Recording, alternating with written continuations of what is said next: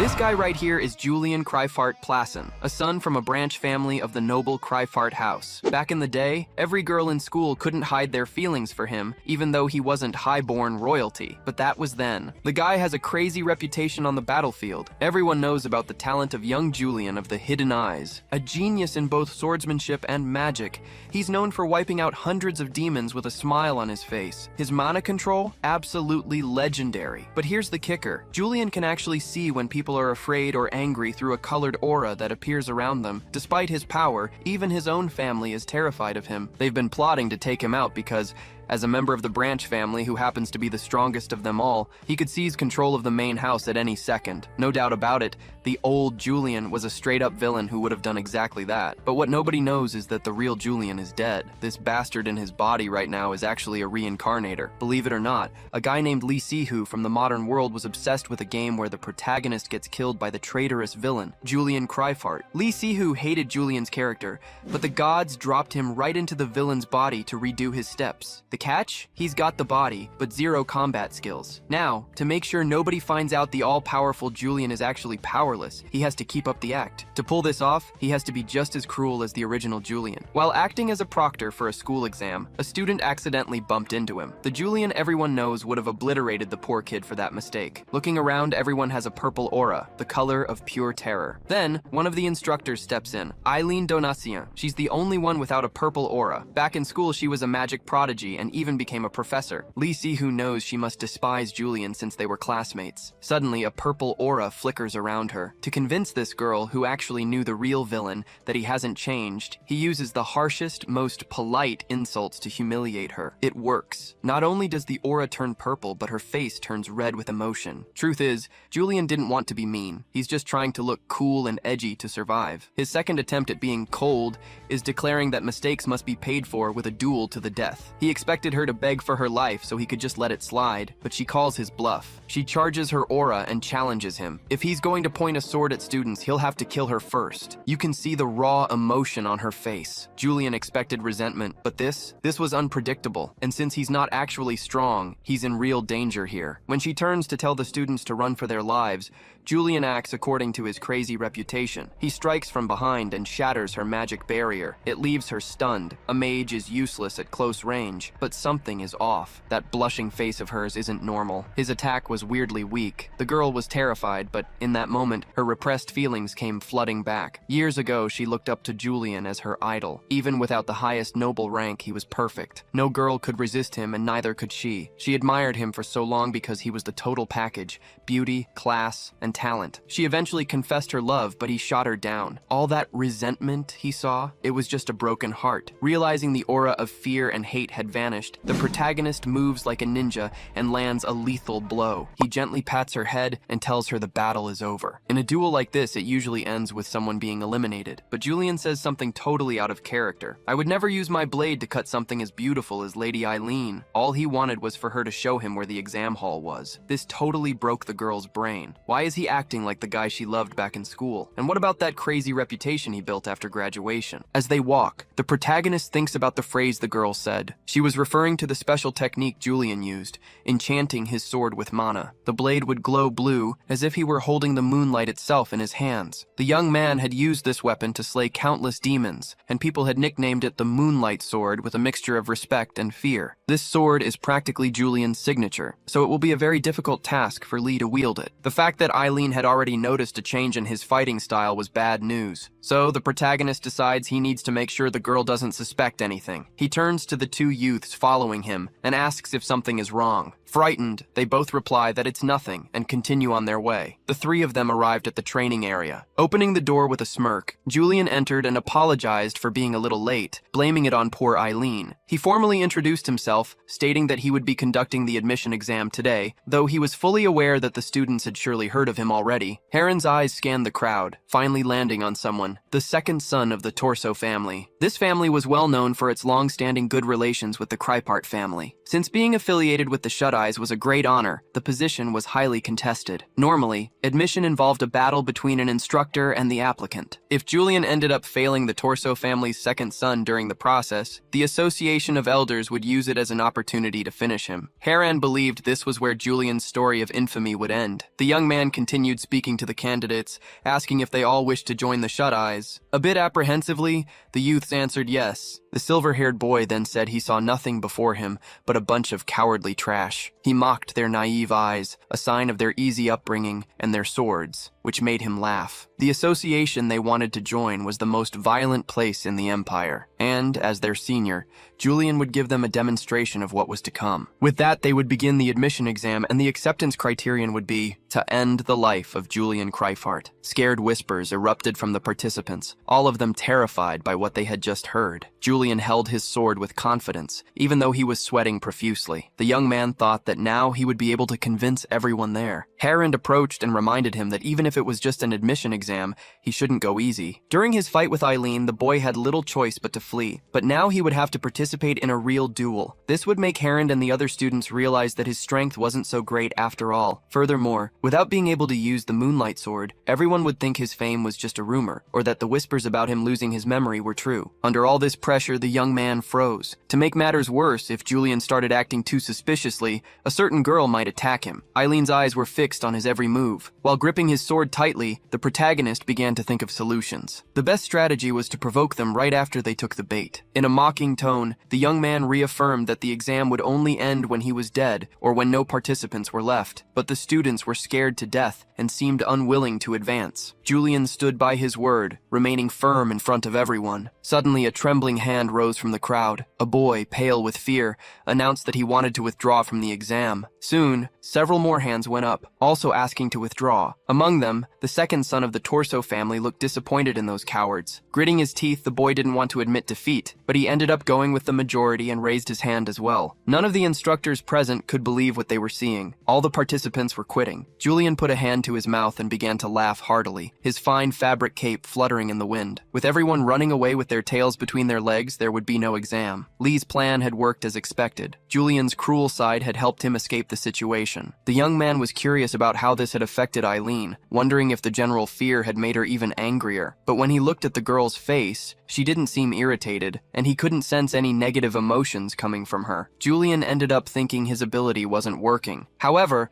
what had just happened reminded the young woman of what Julian Sunbei used to do in the past, when he would avoid unnecessary conflicts simply by intimidating his opponents. Sometime later, at the Shut-Eyes headquarters, someone calls out to the silver-haired young man. It's Hayden, who comes over to congratulate him on his actions. Julian doesn't seem very proud or happy with the praise. He places his hands on Hayden's shoulders, instantly frightening the poor man. Relieved to see that his ability is actually working, Julian says it was Hayden who did all the hard work. Another young man, however, interrupts their conversation. With sparkling eyes, he says Julian was amazing earlier. He introduces himself as Lazarus, the one in charge of administrative tasks for the Shut-Eyes, and says it's an honor to meet him. After everything that happened, it was clear the rumors of Julian having lost his memory were false. The exam ended without a single battle, but Julian is already getting fed up with all the chatter. Lazarus excitedly comments that the second son of the Torso family was among the participants, but that didn't stop Julian from getting tough. This information pricks Hayden like a needle. Enraged, he points at Lazarus and asks what he's trying to say, and if his intention was to belittle the participant for failing the test. Knowing the relationship between the Torso and Kreifart families, it's unacceptable to say such things. In a calm voice, Julian says that either Hayden or the Torso family is causing a misunderstanding, since the Shut-Eyes don't accept nobles. As an association directly affiliated with the imperial family, only commoners or fallen nobles can join. And then asks if Julian himself isn't a noble. Laughing sarcastically, Julian explains that he's just from a collateral branch of the family, and on top of that, is considered a lapdog of the imperial family. The boy from the Torso family agreed to participate in the exam, even knowing he wouldn't pass the second screening round. Maybe the family was trying to teach him something through the experience, or perhaps there's some scheme involved, some shady business in this admission exam. Hayden's entire body begins to tremble the moment he hears this. Clenching his fists tightly, he thinks his plan might have been discovered. However, the silver-haired boy lightens the mood, saying it's probably nothing, just a misunderstanding. Hayden still looks quite distressed at the possibility of being discovered, and Julian adds that if it's not just a misunderstanding, things will get ugly. Back at the castle, Julian is finally home. The maids greet him with a polite bow. The young man walks through the corridors with a smile. One of them asks if he will be having dinner, but Julian says no. Turning to the young woman, he asks her not to let anyone into his office. The woman simply agrees, showing a hint of fear as she deals with her master. Now, inside his chambers, Julian is finally alone.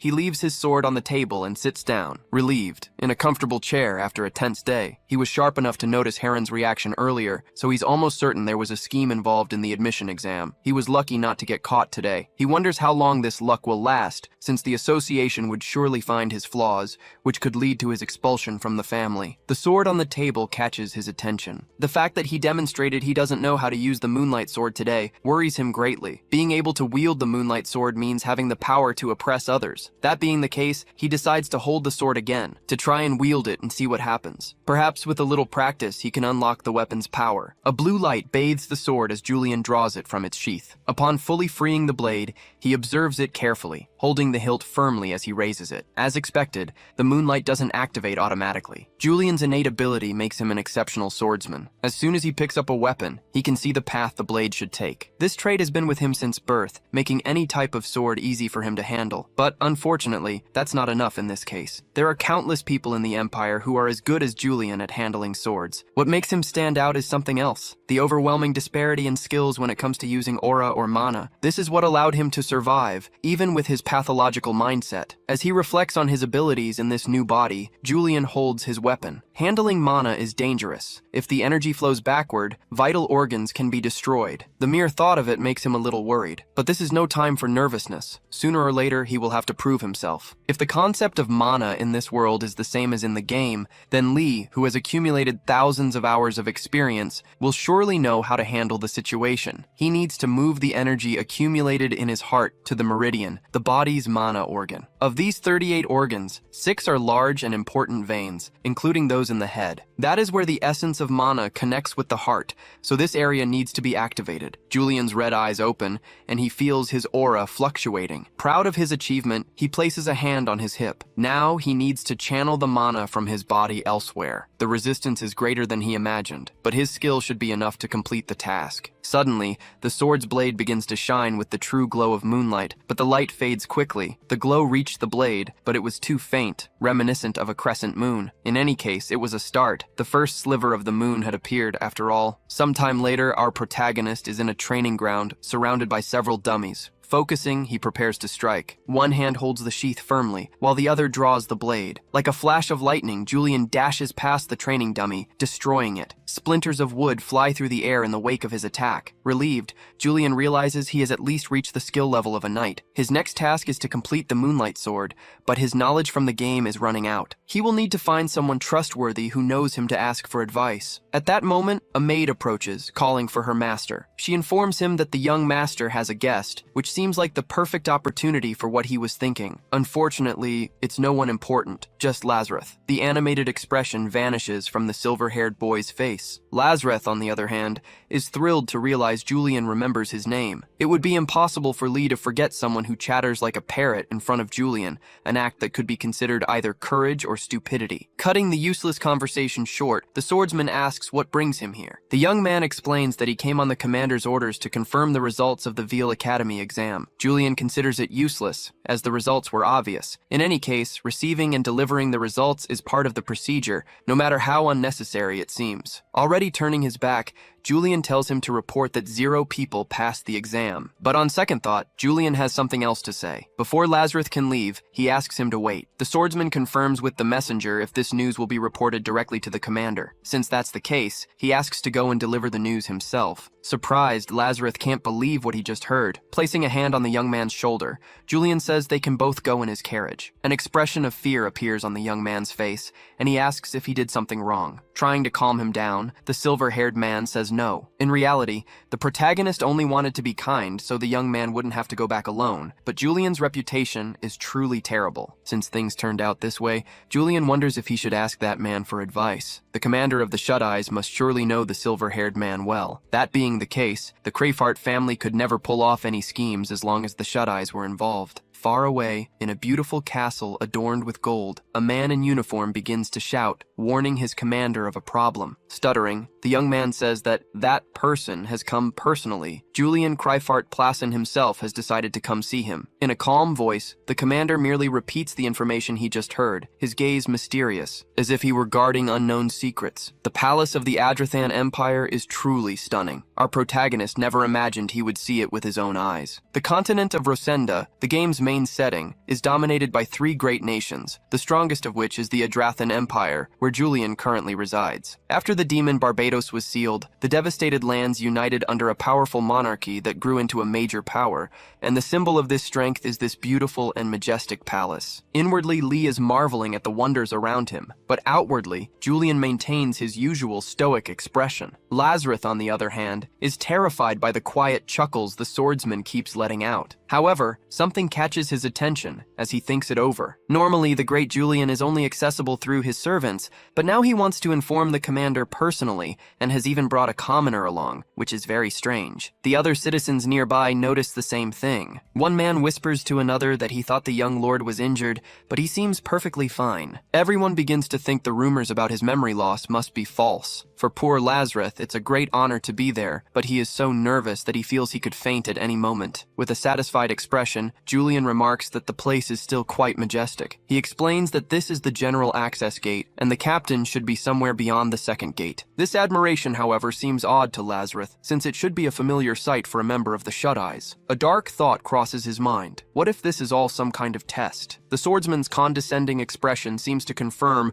that an incompetent trainee like him needs to be tested again. But while Lazarus is wrestling with these dark thoughts, Julian is simply admiring with his own eyes the scenery he had only ever seen on a computer screen. He finally notices the nervousness on the young man's face and asks if he is all right. Lazarus replies that he is perfectly fine. The palace is built with so much gold that its brilliance glimmers on the horizon. As they near their destination, the poor young man asks if he passed the test. Completely confused, Julian asks what he is talking about and denies it was a test, saying there would be no point in testing him. Overjoyed, the young man interprets this to mean he is already considered a qualified member of the Shut-Eyes. He thanks Julian profusely, and then excuses himself, leaving in high spirits and humming a tune, leaving the protagonist confused by his peculiar nature. A soldier approaches and informs Julian that the captain has given him permission to enter. The time has come to meet his boss, Captain Odwin Balladeer. The sole heir to the Balladeer family, his strength and leadership led him to the rank of captain. He is the only person capable of uniting and controlling the members of the Shut-Eyes, taking orders only from the imperial family. Lee imagines how charismatic this man must be in real life, and the thought makes him a little nervous. Reaching a well-decorated door, he asks if he may enter. A voice grants him permission. Surprisingly, the person sitting in the captain's chair is nothing at all like what the protagonist had imagined. With a serene look, Odwin Balladeer welcomes Julian and asks if it's true that he's injured. Still reeling from the surprise of seeing the captain as a little girl, Julian tries to keep a straight face, but seeing how small she is leaves him even more bewildered. In Lee's memories, the captain was indeed a person of short stature, but he didn't recall her being a girl who looked like she was still in high school. Suddenly, the girl's small index finger points at Julian's face. In an irritated voice, Odwin asks if he was about to say she's small, as usual. Awkwardly, the young man says no, but realizes her reputation for being charismatic is indeed true. She then asks him to talk about his injuries. Crossing his arms behind his back, Julian feels a bit unsure of what to say. He wonders if he should be careful with his words in front of her. Knowing the game character well,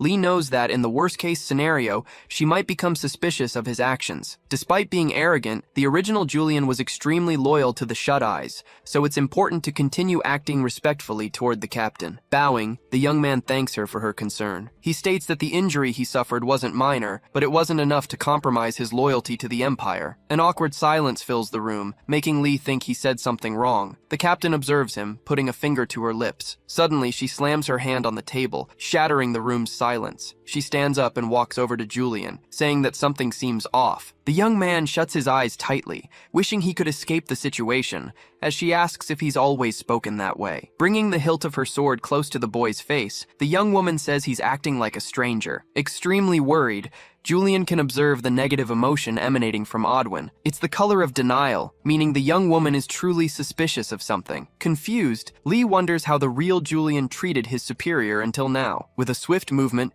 the young man grabs the hilt of her sword, deciding that from now on, he will act offensively, like a true villain. This irritates the girl, who dislikes the idea of someone touching her weapon. She turns and says that he rarely shows up at the headquarters, and when he does, he just delivers his reports and leaves. Therefore, acting so diligently is very strange. Lee had believed that even Julian would cross the line between personal and professional with the shut-eyes, but it seems that was an insolent assumption on his part. The young man explains that he came in person because he was away from his duties for a while due to his injuries. Then, the protagonist decides to adopt the bold and shameless attitude the original character would have. With a sarcastic smirk, he asks if she's trying to control his decision to show up or not. The young woman replies that she heard he'd been acting strangely since he got hurt, but it seems he has recovered well. Somehow, it still bothers him a little to see how direct Odwin is with Julian. She is definitely not an ordinary woman. She then moves on to the matter of the exam and asks if there was anyone promising. Julian replies that there was no one. The captain, however, says she expected as much,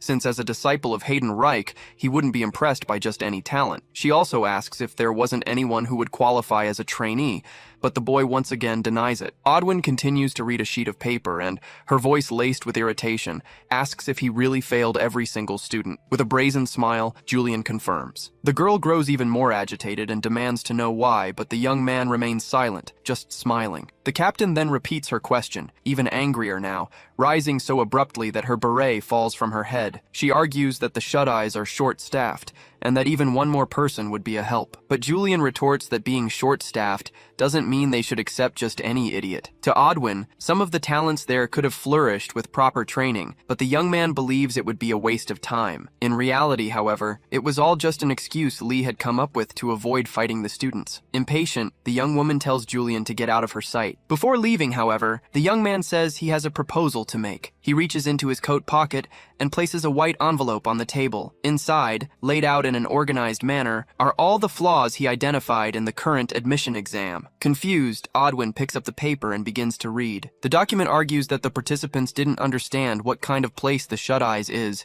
and the captain agrees with this, realizing the candidates truly don't know what they are signing up for. She decides to read what the young man wrote. One of the sentences states that when a person signs up for the admission exam, the shut-eyes will take no responsibility for what happens. To the girl, this sounds more like a threat, the kind that candidates need to be aware of, that Julian will face them with the intent to kill. Odwin asks if her thinking is correct, but the protagonist just starts to laugh with his usual sarcastic laugh. Lee decides not to answer, as the truth is that Julian holds a very high position among the shut-eyes and has probably never directly interfered with the organization's internal politics in this way. The captain concludes that this was why he didn't pass anyone. He didn't want trouble after injuring the participants. The boy confirms this and adds that, besides, any participants who were accepted wouldn't be useful, as the agency is affiliated with the Empire. The young man refuses to forgive those who tarnish the nobility. Annoyed, Odwin comments that he always acts this way when the imperial family is involved. The captain decides she will take the letter to the council,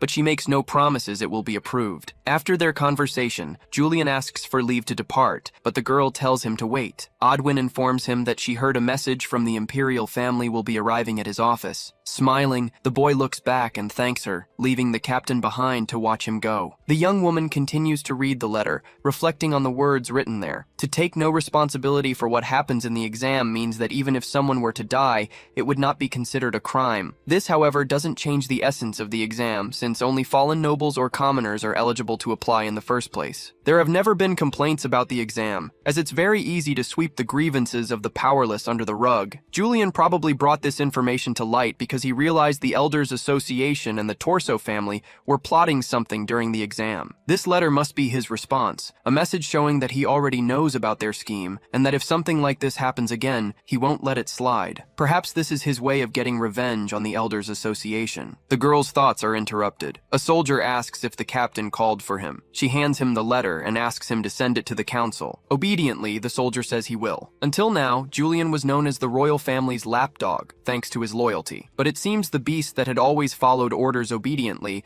has developed an ego of its own and begun to break free from its shackles. The thought makes Odwin somewhat uneasy. She knows she must keep an eye on the boy, as he could represent a great deal of danger and uncertainty. Julian arrives at his office in the Shut-Eye's headquarters. Normally, members of the organization don't have private offices, as there's no need for them to be on standby. But it's curious to think what a private room from such a large association would look like. Probably something quite extravagant and luxurious. And as expected, Julian's flashy clothes are all there, along with some sinister and creepy decorations. Items that have nothing to do with work, and everything seems even more expensive and exaggerated than in his own home. As he walks through the room, he ends up stepping on some things scattered on the floor. It seems the young man is a bit of a hoarder. Someone knocks on the door, and the swordsman tells them to enter. It's Lazarus again, who has come to deliver a letter from the imperial family. With a smile on his face, the young man carefully hands over the envelope. It's probably the letter the captain mentioned would arrive. Before the boy can leave, however, Julian asks him to wait and load the carriage with those sculptures. Startled, Lazarus asks if he should take all of them, and Julian confirms. Overjoyed, the boy bites his lip as if he's about to cry. He's thrilled to have been given a task, imagining he probably won't be an intern for much longer. He immediately starts loading all the trinkets. Excited, the young man picks up a large chest, but ends up tripping on more junk left on the floor and falls with it, luckily without breaking anything. Julian doesn't get angry, just watches with a sarcastic smirk. In the boy's mind, however, this is enough to make him extremely nervous, thinking he'll be punished. To try and lighten the mood, Julian decides to make a joke, saying that the cleanup would be a bigger hassle if the boy died there. Knowing that, it's better for him to keep moving things quickly. With that matter settled, the silver-haired young man decides to read the letter while he waits. The envelope is sealed with the imperial family's crest, just like in the game. The letter begins by stating who the information is for, in a different handwriting, but one that Julian can fortunately read. Basically, it says that as soon as he recovers, he can return to work, which seems like a sugar-coated way of enslaving him. Still, it's good to get some field experience to practice his sword movements. The mission is to restore a resonance stone. In the game, there are monsters called demons, and everything changed after the death of the demon god Barbatos. His mortal remains, which either parasitized living beings or manifested in physical forms, became the demons of this world. They began to attack humanity, and the items used to defeat them became known as resonance stones, the great legacy of the mages who created them using mana. Since Julian is not a mage, he will probably have to protect the mage responsible for restoring the stone. Even though facing demons is risky, there's no strong reason to refuse the job. If he succeeds in the mission, all the suspicious rumors about him will be put to rest. He is curious about which mage he will be protecting, as dealing with resonance stones requires great magical skill. He's hopeful it will be someone decent. Far away, in the imperial palace of Adrathan, a girl with long brown hair stretched. It was Eileene, wondering why she still had to write reports even after becoming a professor. Perhaps it was part of a mage's life to constantly prove oneself, especially to the demanding imperial family. A hand gently tapped her on the back. It was Diana, a woman with green hair, asking what brought her to the palace. She commented that Eileene must be swamped, as she hadn't seen her around in ages, and invited her for tea. Despite loving the invitation, the mage declined, as she was busy with her thesis. Diana commented that she was still as diligent as she was in her student days. Suddenly, something caught Diana's attention, and she pointed to Julian's carriage, which had just arrived. The crest was only used by collateral members of the Kreifhart family, so it was definitely him. Diana commented that she heard the young man was on the verge of death, but it seems he's already active again. With a mischievous expression, she noticed something in her friend's posture and asked if she still had feelings for him. She recalled that, back in the day, Eileene was so sweet that upon hearing a rumor that a love confession was never refused under the Academy's cherry blossom tree, she had taken Julian there. Desperate to end the conversation, the mage changed her mind and said that she suddenly found she had some free time for tea. But Diana insisted she had no reason to be embarrassed, as all the girls at school loved the young man back then. This made Eileene reflect. Thinking back, the young man used to be completely different from how he is today. He became this way after returning from the Northern Front and joining the Shut-Eyes. Diana asked if she wasn't going to greet him, but Eileene replied that having liked him in the past didn't mean she still did. Besides, she would be able to go a good while without having to look at his face. Taking out an envelope, the young woman said she wouldn't be returning to the palace for a while. Surprised, Diana observed the envelope, which seemed to be an important letter from the imperial family. Eileene had been given a mission to restore a resonance stone. stone. Soldiers with spears readied themselves for action. One of them asked the reason for so many guards, and it seemed that even the Shut Eyes and the Blue Knights Order would be joining. It was a special mission, one that even the famous Julian would be joining. The two talked about the false rumors that the young man had lost his memory. For the soldiers, it was hard to even imagine someone as strong as him suffering an injury. This made our protagonist satisfied that he had accepted the mission, as the bad rumors were being disproven. A few knights approached, thanking Julian for his good work. They were Perrin and Heinleich from the Blue Lions Order. The three of them would work together to protect the mages until they reached Julian, and anything could happen on the way. Even some fearsome demons might appear. One of the knights asked why Julian didn't want to ride in the carriage to their destination. That way, the young man could rest and leave the mages to them. In the protagonist's judgment, it seemed the knights were trying to be kind, but it likely wasn't for his comfort. The Blue Knights are official soldiers of the Empire, and unlike the Shut Eyes, most of them are nobles. It seemed they were trying to ensure that someone from a collateral branch wouldn't steal their spotlight. Either way, it would be more comfortable in the carriage, so the young man accepted the offer. That was easier than Heinleich had thought, but as soon as the knight mentioned he would inform them when the mage Eileene arrived,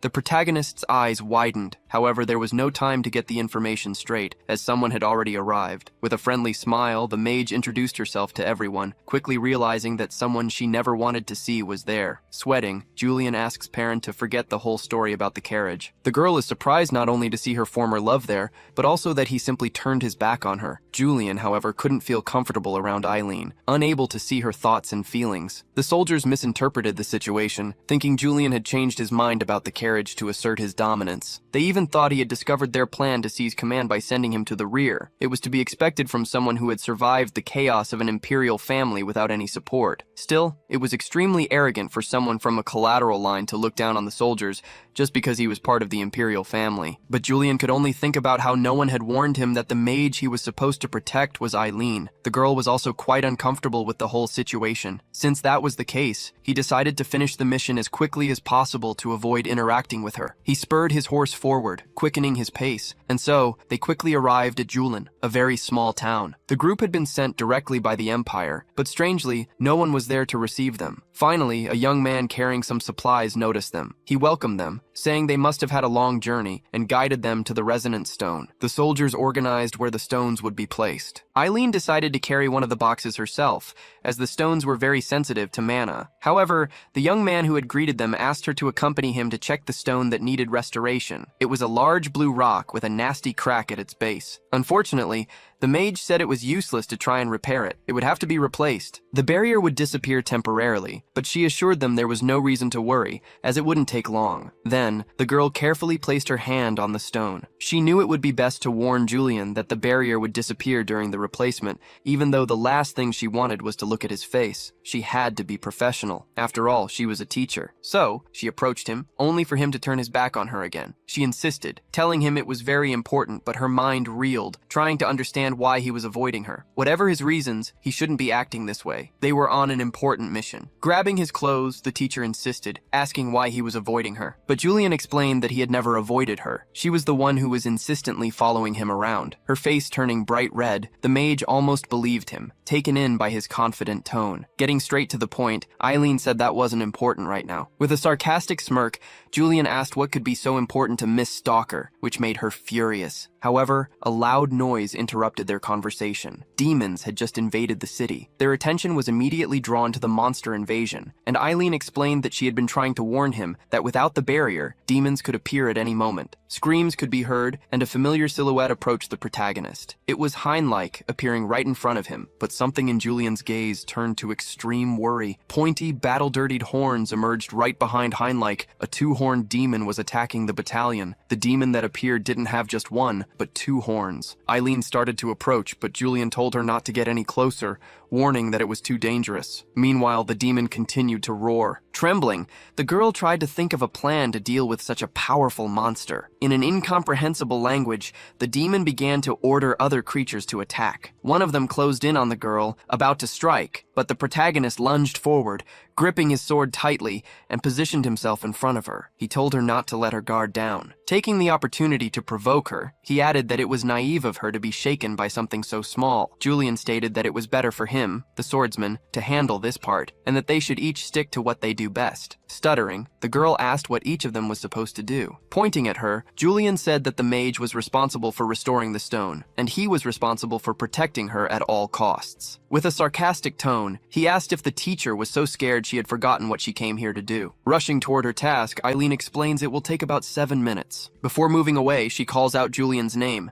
pleading with him to try not to get hurt, as she can't use healing magic. Clutching his sword, the protagonist replies that it will be hard to get hurt. Inwardly, however, Lee knows that despite his bravado, he is terrified. He never imagined he would face a two-horned demon so soon. Running away isn't an option. There are too many people around, and rumors would spread. So, the protagonist starts to wonder what the real Julian would do. His thoughts are interrupted by the sound of armored footsteps. The Blue Lions have arrived to assist in the fight against the demon. As soon as they reach the battle site, they charge, completely focused on the monster, which looks extremely dangerous. Now Julian, the Blue Lions, and the spear soldiers are ready for battle. Cautiously, one of the soldiers plans to keep chipping away at the demon's health. Trying to make a joke, the man asks if Julian is afraid of the two-horned demon, and in truth, fear wasn't part of his character's persona. But suddenly, the soldiers' expressions change completely as they see the silver-haired young man laughing. Lee thinks that the real Julian, in a life-or-death moment, would act exactly like this. The demon doesn't wait, and begins to wind up a punch toward the protagonist, who seems to be genuinely enjoying the situation. Using his exceptional swordsman's reflexes, the young man's eyes widen as he easily dodges the enemy's blow and manages to inflict damage in return. Impressed, Perrin realizes it was massive damage from just a single attack. As fluids from the monster's wounds splash onto his face, the boy smiles maniacally and his sword begins to glow with moonlight. The young man quickens his pace and runs toward his adversary, making a swift leap to reach it. He unleashes a sword strike right at one of the demon's horns. Seeing his charge was successful, the swordsman smiles again, but the demon's large red eye is locked on him, and Julian realizes he's been careless. The demon's head strikes him squarely. Badly wounded, the protagonist feels the full impact of the blow. The pain is so great it's hard to even breathe. Julian thinks that even a worm can fight back like this. He doesn't give up and lunges toward the beast's eye, plunging his sword into the monster's skeletal body. Then, he crashes hard onto the ground, carving a hole in the soil. The soldiers are frightened, but Perrin sees an opportunity to take command. However, one of the men shouts for them to look back. The boy's silhouette is still there, standing. His sword is shining brighter than ever, emitting a shimmering blue light. One of the soldiers recognizes the glow. It's the moonlight sword, bound to its master swordsman, and this time it has been perfectly activated. Everyone on the battlefield is dumbfounded to see the much-talked-about moonlight sword. It's not even at half of its true strength, but it's already a significant disadvantage for the monster. Relentlessly, Julian approaches the demon, emanating blue energy. With his eyes locked and focused, the young man is in ecstasy, and the demon seems to feel all the excitement behind the blow. But the impact also affects our protagonist. Although the monster seems slow, its attacks are agile, but Julian can predict them thanks to his innate ability to read his opponent's movements. Focused, the young man parries every incoming attack, moving his body swiftly to avoid being hit by the monster's charges. The boy's red eyes are locked on his target. All the soldiers watching are surprised to see such skills, and Perrin finally understands that the boy's fame is not for nothing. Meanwhile, the resonant stone is almost ready. Only a few details remain before it is completely restored by the skilled mage. The girl leans her arms on the parapet and shouts to let everyone know that the barrier can now be activated. On the battlefield, some stones begin to float near the demon, distracting it. Julian seizes the opportunity to say that looking away during a battle is a very stupid thing to do. He quickly approaches the monster's head and unleashes a devastating blow with his sword. In a zigzag of light, the boy passes through the adversary's body, cutting it down in his path. This entire display of skill leaves Eileene speechless, as are the soldiers, who are completely dazzled. The demon that had once terrorized them all now falls like a lifeless puppet. The monster's fall creates a loud thud as our protagonist turns away in a heroic pose. Finally, the harsh battle ends with Julian's victory. He could hear the crowd murmuring around him. Moved, the protagonist realizes his efforts were all worth it. Everyone is both frightened and impressed. Since Julian is, after all, a villain, it's only natural for people to feel fear upon witnessing his power. A voice calls out to the boy, who is still lost in thought. A pair of hands approaches and grabs his. One of the soldiers thanks him from the bottom of his heart for fighting. Relieved, the man says he thought they were all going to die, and a simple celebration begins among the warriors. Perrin also approaches and thanks the swordsman for his hard work, but it's noticeable that he is extremely nervous and sweating profusely. Julian places a hand on the warrior's shoulder and asks him to take care of the rest, as he isn't used to moments like this. Now, Perrin realizes that Julian is different from everyone else, standing out even among the nobles. To be so calm after facing a demon like that, it isn't human. Moving away from the crowd, the protagonist approaches a crystal-clear lake and sits down to rest for a moment. Now that the dust has settled, he realizes just how ridiculously dangerous the situation was. He relives all the emotions of despair, fear, and panic he felt while facing that monster. His hands are still trembling. In real life, things are truly much more frightening. This makes him wonder how the real Julian could go through such experiences as if they were nothing. The boy tried so hard to act like the character that he even scared himself, and he wonders if his thoughts are changing along with his body. In his mind, a question echoes. Just how strong is the real Julian? The skill he had just unlocked came from the combination of Lee Si-hoo's knowledge and Julian's experience. Now, the protagonist is able to keenly perceive his enemy's weak points and even inflict additional damage if the target is afraid. With this ability, it will be easy to erase any and all suspicion about him. The only problem is the moonlight sword, which is incomplete, a weapon made especially for the character. As he observes it, the protagonist carefully sheathes the sword. It's clear that several scratches have been made on its blade. It took a lot of mana to activate it. Neither its power nor its stability could compare to the complete sword. But upon thinking of the word stability, the young man starts to get some ideas. Smiling at his reflection, the boy gets a brilliant idea. Far in the distance, hoisted flags can be seen. Hooded men appear to be waiting for something. Suddenly, a well-dressed man opens the door to a hall with a large dining table. It is the Association of Elder Nobles. One of the hooded men asks the newcomer to sit. Trembling, Heron looks very nervous. The hooded man asks if it's true that Julian has discovered their plans, and what his response was. With a trembling voice and full of dread, Heron confirms that it is. Julian, in fact, seems to have already discovered the organization's plans. One of the nobles, without mincing words, says he already imagined Heron's uselessness would cause problems. He adds that if it weren't for his direct ties to the family, the young man would already be done for. Another hooded lord comments that the movements of the Shut-Eyes are strange, as they have sent a proposal to the Imperial Secretary's office. Heron then reveals the new rule. The Shut-Eyes would not be held responsible for anything that happened during the admission exams, not even a death. Upon hearing this, the noble's expression darkens. Outraged, another man slams his fist on the table, stating that this would be the same as giving in to all of Julian's demands. The information causes a commotion throughout the room, with everyone erupting in outrage. Suddenly, a voice argued that this could be an opportunity. It was Lord Hayden, who clasped his hands with a sly expression. He reminded everyone that until now, Julian had only followed the orders of the imperial family. However, if his actions began to suggest he was breaking free from those chains, and the young man started to act on his own accord, it would surely lead to a series of changes. It could be a better way to use him, compared to when they sent him to the northern front. Indignant, another noble asked if Hayden was suggesting they simply let the young man do as he pleased. With a smile, Hayden replied that he was. Back in his quarters, Julian rested for a while after the mission. His plants, beautiful and healthy, were clearly well tended. Seeing the room decorated to his own taste brought him a sense of peace. The plants seemed to possess a magic that could bring calm even to someone like him. Many things had happened on the last mission, but fortunately, all the rumors had been dispelled. The young man opened a large chest full of items. Inside, he saw a red stone that shone brightly in the light. Finally, Julian had found a way to complete his moonlight sword, using that beautiful scarlet gemstone. He got this idea after observing the resonance stone. In the game, all objects possessed the ability to absorb mana, and the stones produced in the Empire had the highest conductivity, which was why the resonance stones worked so well. So, he would borrow this idea of imbuing mana into the object. Thus, there would be a layer between the swordsman and his sword, which would act as a channel to transport all the energy. However,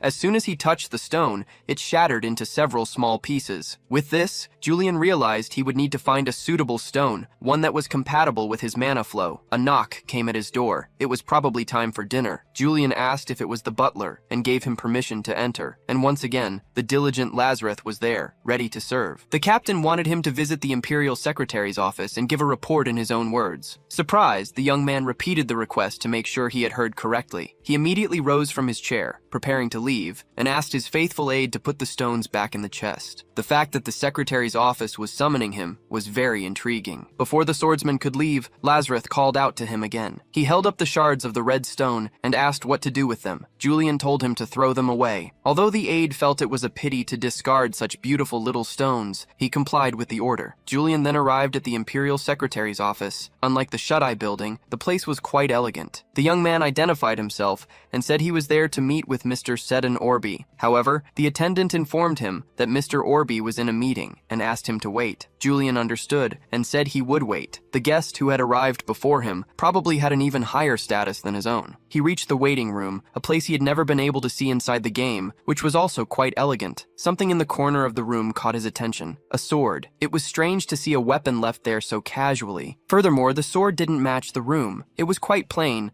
but it looked like it belonged to a very skilled swordsman. The phrase, "A strong body harbors a strong mind," was inscribed on the sheath, and the protagonist had a feeling he had seen it somewhere before. A stern voice ordered the young man to take his hands off the sword at once, but the voice was so familiar that he didn't even need to turn around to know who it belonged to. It was the noble lady Ronbell, a member of the Empire's prestigious family of knights and one of Hayden Reich's disciples, the very one whose life, during the game, was cut short by the hands of none other than the infamous Julian Plassen. The memory of the lifeless girl flashed through the protagonist's mind, and now he was seeing her in person. As Hayden's disciple, she could be a key figure in his quest to escape the game. Rena Ronbell is a faithful disciple of Hayden Reich, skilled enough to one day surpass Julian. She was also admired for her unwavering obedience to Hayden. For this reason, a special wedding dress was made for the girl, and she was consistently ranked as one of the most popular characters among players. But now, the protagonist is in Julian's body, and all he can sense from her is pure, unadulterated hatred. When asked what he was doing with her sword, the protagonist says he was just looking. Trying to provoke her, he remarks that he didn't expect her to leave her master's sword unattended. The girl retorts that it's because Hayden dislikes being armed. Since the knight mentioned her master, the young man seizes the opportunity to ask if he's the one in the meeting room. Suspiciously, the girl asks what business it is of his. Julian replies that he was just curious, since the man was also his teacher a long time ago. With hands trembling with hatred, Rena grips her sword and, furious, asks how he dares to say such a thing. Since the provocation was intentional, Julian decides to try and smooth things over, but the door opens, interrupting their conversation. A man asks Miss Rena to go to the office. Turning her back quickly, the girl says a cold goodbye, adding that she hopes to never see him again. However, the messenger says that Julian has also been summoned to the meeting room, making the atmosphere tense. Trying to lighten the mood, the protagonist acts nonchalant, saying they should get along since they were both students of the same teacher. However, still cold, the girl replies that they are not anymore, and that he should never dare to mention her master's name again. Julian is about to meet his favorite character from the game, while in the body of the man who betrayed him, a thought that makes him both excited and nervous. Soon, the two young people arrive at the Imperial Secretary's office and are received by a gentleman who starts the conversation by congratulating the protagonist for defeating a great two-horned demon. Annoyed, Rena cuts off the conversation and asks where her teacher is. It turns out that Reich left as soon as he assigned a mission to the girl, on which Julian will accompany her. Shocked, the blonde asks why she would need to go on a mission with that traitor. Her master asked for someone from the Empire to accompany her because it is a very dangerous mission, and it just so happened that Julian was already there. The mission is to investigate the capital's slums. The young man asks why they need to deal with such filthy places. According to some sources, demons are appearing in these areas, and the residents do not want the Imperial family directly involved. Therefore, it is a perfect job for the two of them, who are affiliated with the Imperial family, but are not fully part of it. The slums house people from different countries who were denied entry into the Empire, and since they dislike the Imperial family, sending the Shut-Eyes, who are neutral members, is a good idea. If Miss Rena performs better than Julian, it will be easy for her to succeed the title of Holy Swordsman. The mission may not be ideal for the protagonist, but as a lapdog of the royal family, it is necessary for him to accept. Annoyed, the girl refuses, something the young man wishes he had the privilege to do. But the man reminds her that her master personally chose this mission for her, and going against her teacher's wishes is a very complicated matter. After an awkward silence, the young woman says she understands. While observing her in a state of nervousness, the protagonist reflects that, as a knight who holds the title of Hayden's disciple, she will most likely do her best to keep him under control during the mission. The young man currently does not have enough power to resist. If only he had access to a stone stone that matched his mana. The stone on Rena's neck immediately catches his attention. He can't hold back his curiosity and asks what kind of jewel it is. The young woman replies that it is a moonstone. The stone seems to shimmer with the energy the protagonist was so desperately seeking. As he brings his hand closer to the necklace,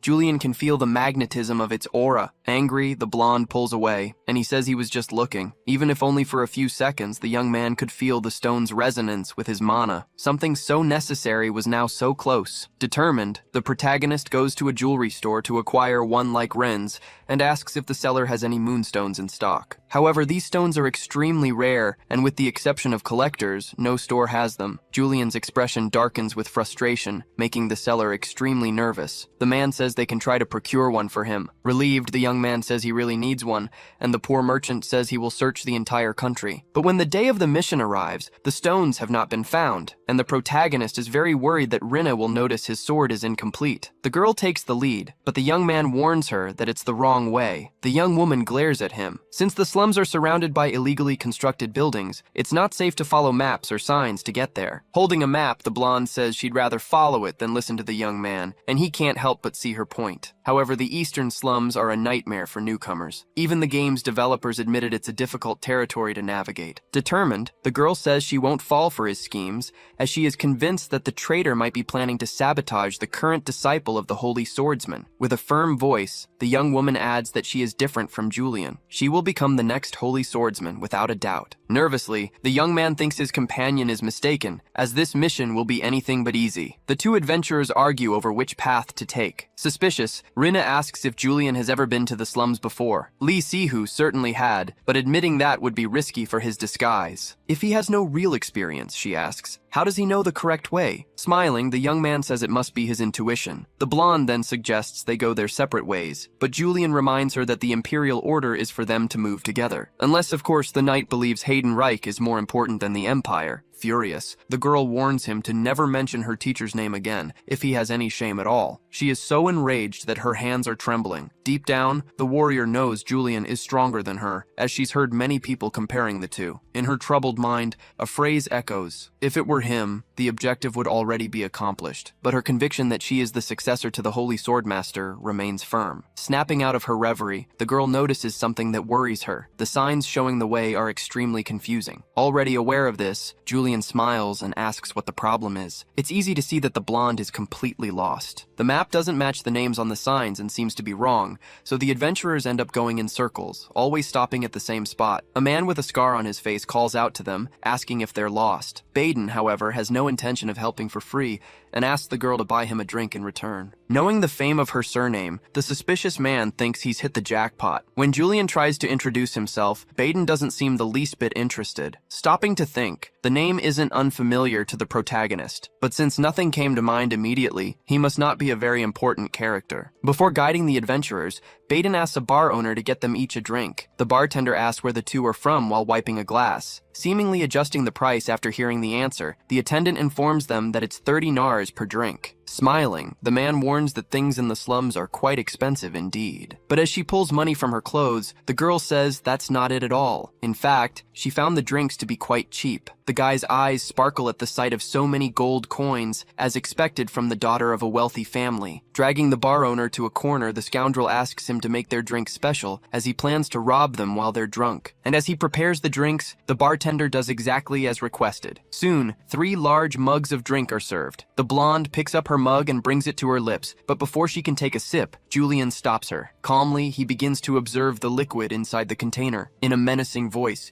he asks if the man put something in their drinks. Desperate, Hayden starts asking what he means by that. Then, just to be sure, the protagonist holds the mug out to the man and tells him to try it first. Or perhaps he'd prefer the swordsman to force him to. Annoyed, Rena orders her mission partner to stop making a scene. But as soon as the girl says his name, Hayden seems to recognize it. Worried, the bar owner asks how the man managed to bring the imperial family's lapdog to his establishment establishment. Sweating nervously, Hayden tries to say it's fine, as he always has his lackeys hanging around the pub, and they are the best and meanest-looking thugs in the slums who seem to have already noticed the commotion. Hayden himself starts reaching for something in his coat. It's the hilt of a sword, showing that even he is willing to fight. Losing his patience, Julian announces that their time is up, already preparing for a possible fight. As soon as the protagonist moves, the lackeys stand up and charge, but with swift movements, Julian manages to grab one by the neck. Another approaches from behind, preparing a weapon to strike him, but his attack is thwarted by the protagonist's evasive maneuver. The henchmen are taken down one by one. Not understanding what is happening, Rena also draws her sword. Now all the lackeys are frightened and have lost the courage to attack. Standing firm, the boy says he doesn't know what these guys are after,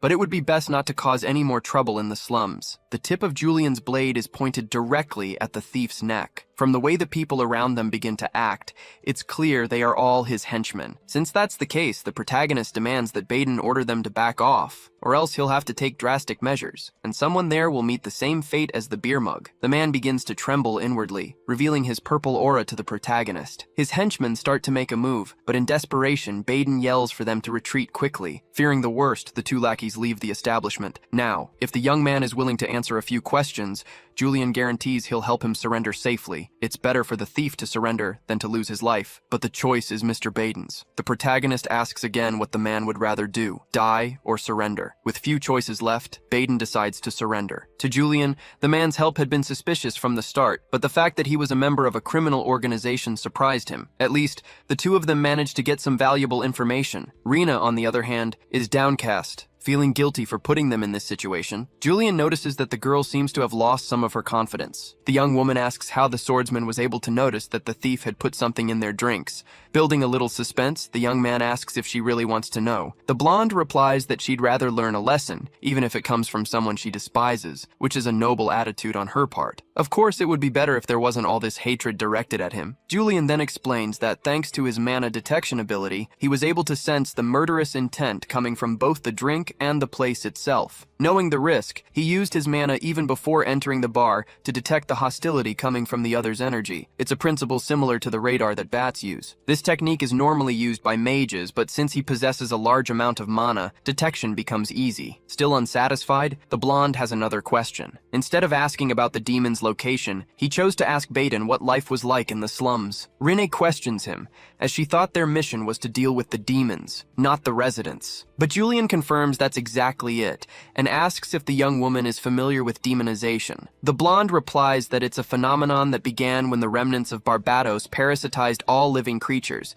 except for humans, and these remnants manifested as demons. However, since the slums have resonance stones, it's impossible for these creatures to infiltrate. This means that the only possible hosts are the humans themselves. Just like in the game, Julian already knows that demonic possession is likely occurring in the area. For Rena, however, it's impossible to believe this story. The young man continues, stating that 3 families bought fever medicine last week, one of the first symptoms of demonization. The girl, however, is still very doubtful. The day ends and the sun sets. Now the young woman seems more cheerful and says there's only one house left for them to check. She comments that since there has been no sign of demonization so far, this could be great news. With this positive mood, they are close to completing their mission. Julian knocks on the door, asking if anyone is home. A sinister, red-eyed man opens it. Although not a concrete symptom of demonization, his defensive aura indicates the man is hiding something. The smell is also familiar, similar to what Julian sensed during the Resonance Stone mission, the bitter stench of demonic vital fluids. Maintaining his composure, the young man introduces himself. But upon learning the young man is part of the Shut-Eyes, the man's expression changes. Shouting, he starts telling them to leave. However, Julian holds the door, preventing him from closing it. With a shove, he throws the old man inside and forces his way in. Surprised, the warrior says he should have at least offered an explanation for what was happening. But in Julian's eyes, his mission partner is too naive, and all that naivety could one day be her ruin. Once inside the residence, the young woman remains nervous, as they don't have authorization to break into houses. The protagonist, however, is calm, knowing the Imperial Court wants results, no matter how they are obtained. According to the information they have, the man lives alone with his son. Even so, the table is set for 3 people. Nervously, the old man replies that he has a guest guest today. To inspect the food, Julian stirs the soup with a spoon and notices it's strangely thick. The young man realizes the old man put a sleeping draft in the soup to offer his guest, and that this guest is likely the demon locked behind the door. Impressed by her partner's perceptiveness, the blonde is left speechless. In a desperate move, the old man runs toward the door, shouting for his son to flee as he grabs a key and tries to open the padlock. The door opens, and the man keeps repeating for his son to run quickly. Suddenly, the shadow of an immense maw appears and snaps up the old man, who screams in despair. Behind the locked door, there was indeed a gigantic demon. Rena draws her weapon, wondering if a human truly became that monster. If so, it must be hunted down immediately. The girl's strike goes straight for the terrible demon's eyes, but the monster is faster and swats her away. Luckily, it's nothing serious, and the warrior manages to recover. Julian recognizes that sword as the one Rena used before her awakening. Perhaps that's why she asked about mana earlier. This mission might be too dangerous for her. So the young man steps in front of her, which irritates the blonde, who says she doesn't need help. As he draws his sword, the boy says this is his job. Besides, he can't let the holy swordsman's dear student get hurt. The problem is that the moonlight sword isn't perfect yet, but it's better to try using it than to raise suspicion. The demon approaches quickly, and our protagonist knows he must destroy it. He then decides to activate his newest ability, which allows him to predict movements and detect weaknesses. Immediately, the demon is struck by a beam of light, and the swordsman dashes between its legs in an agile move. Deeply focused, Julian realizes he has created an opening for Rena to attack the demon, and the enemy is caught off guard by the charge. The girl charges full force toward her adversary, brandishing her sword. However, the demon is alert and manages to defend against the attacks. Julian asks her to keep the enemy distracted, but the blonde is barely managing to handle the adversary, so it will be a difficult task. It's then that the warrior spots an object that might serve her purpose. She grabs a container filled with some pasty food and throws it in the demon's face, blinding it. Reeling from the trick, the monster clutched its eyes. Now its face was bruised and dirty, leaving it disoriented. Seizing the opportunity, Rena began to focus, determined to pour a massive amount of energy into her next attack. However, while she was focused, the demon's gigantic hand struck out, gravely injuring the warrior. The monster had managed to locate her by scent while her guard was down. As a result, the blonde warrior failed to distract it as her partner had requested. She was so ashamed, she felt she could never face her master again. Meanwhile, the demon opened its massive maw, baring its sharp teeth. Then, a shout called out for Miss Rin. It was Julian. She asked what he was doing, but the swordsman simply smiled and told her she had done a good job. His red eyes glowed as the young man prepared to use his skill. Still disoriented, the demon shook its head, but began to lift the warrior with its giant arm. In that moment, the silver-haired boy spotted a perfect opening, using the breach to plunge his sword deep into the monster's body. The demon's grip on Rena began to weaken,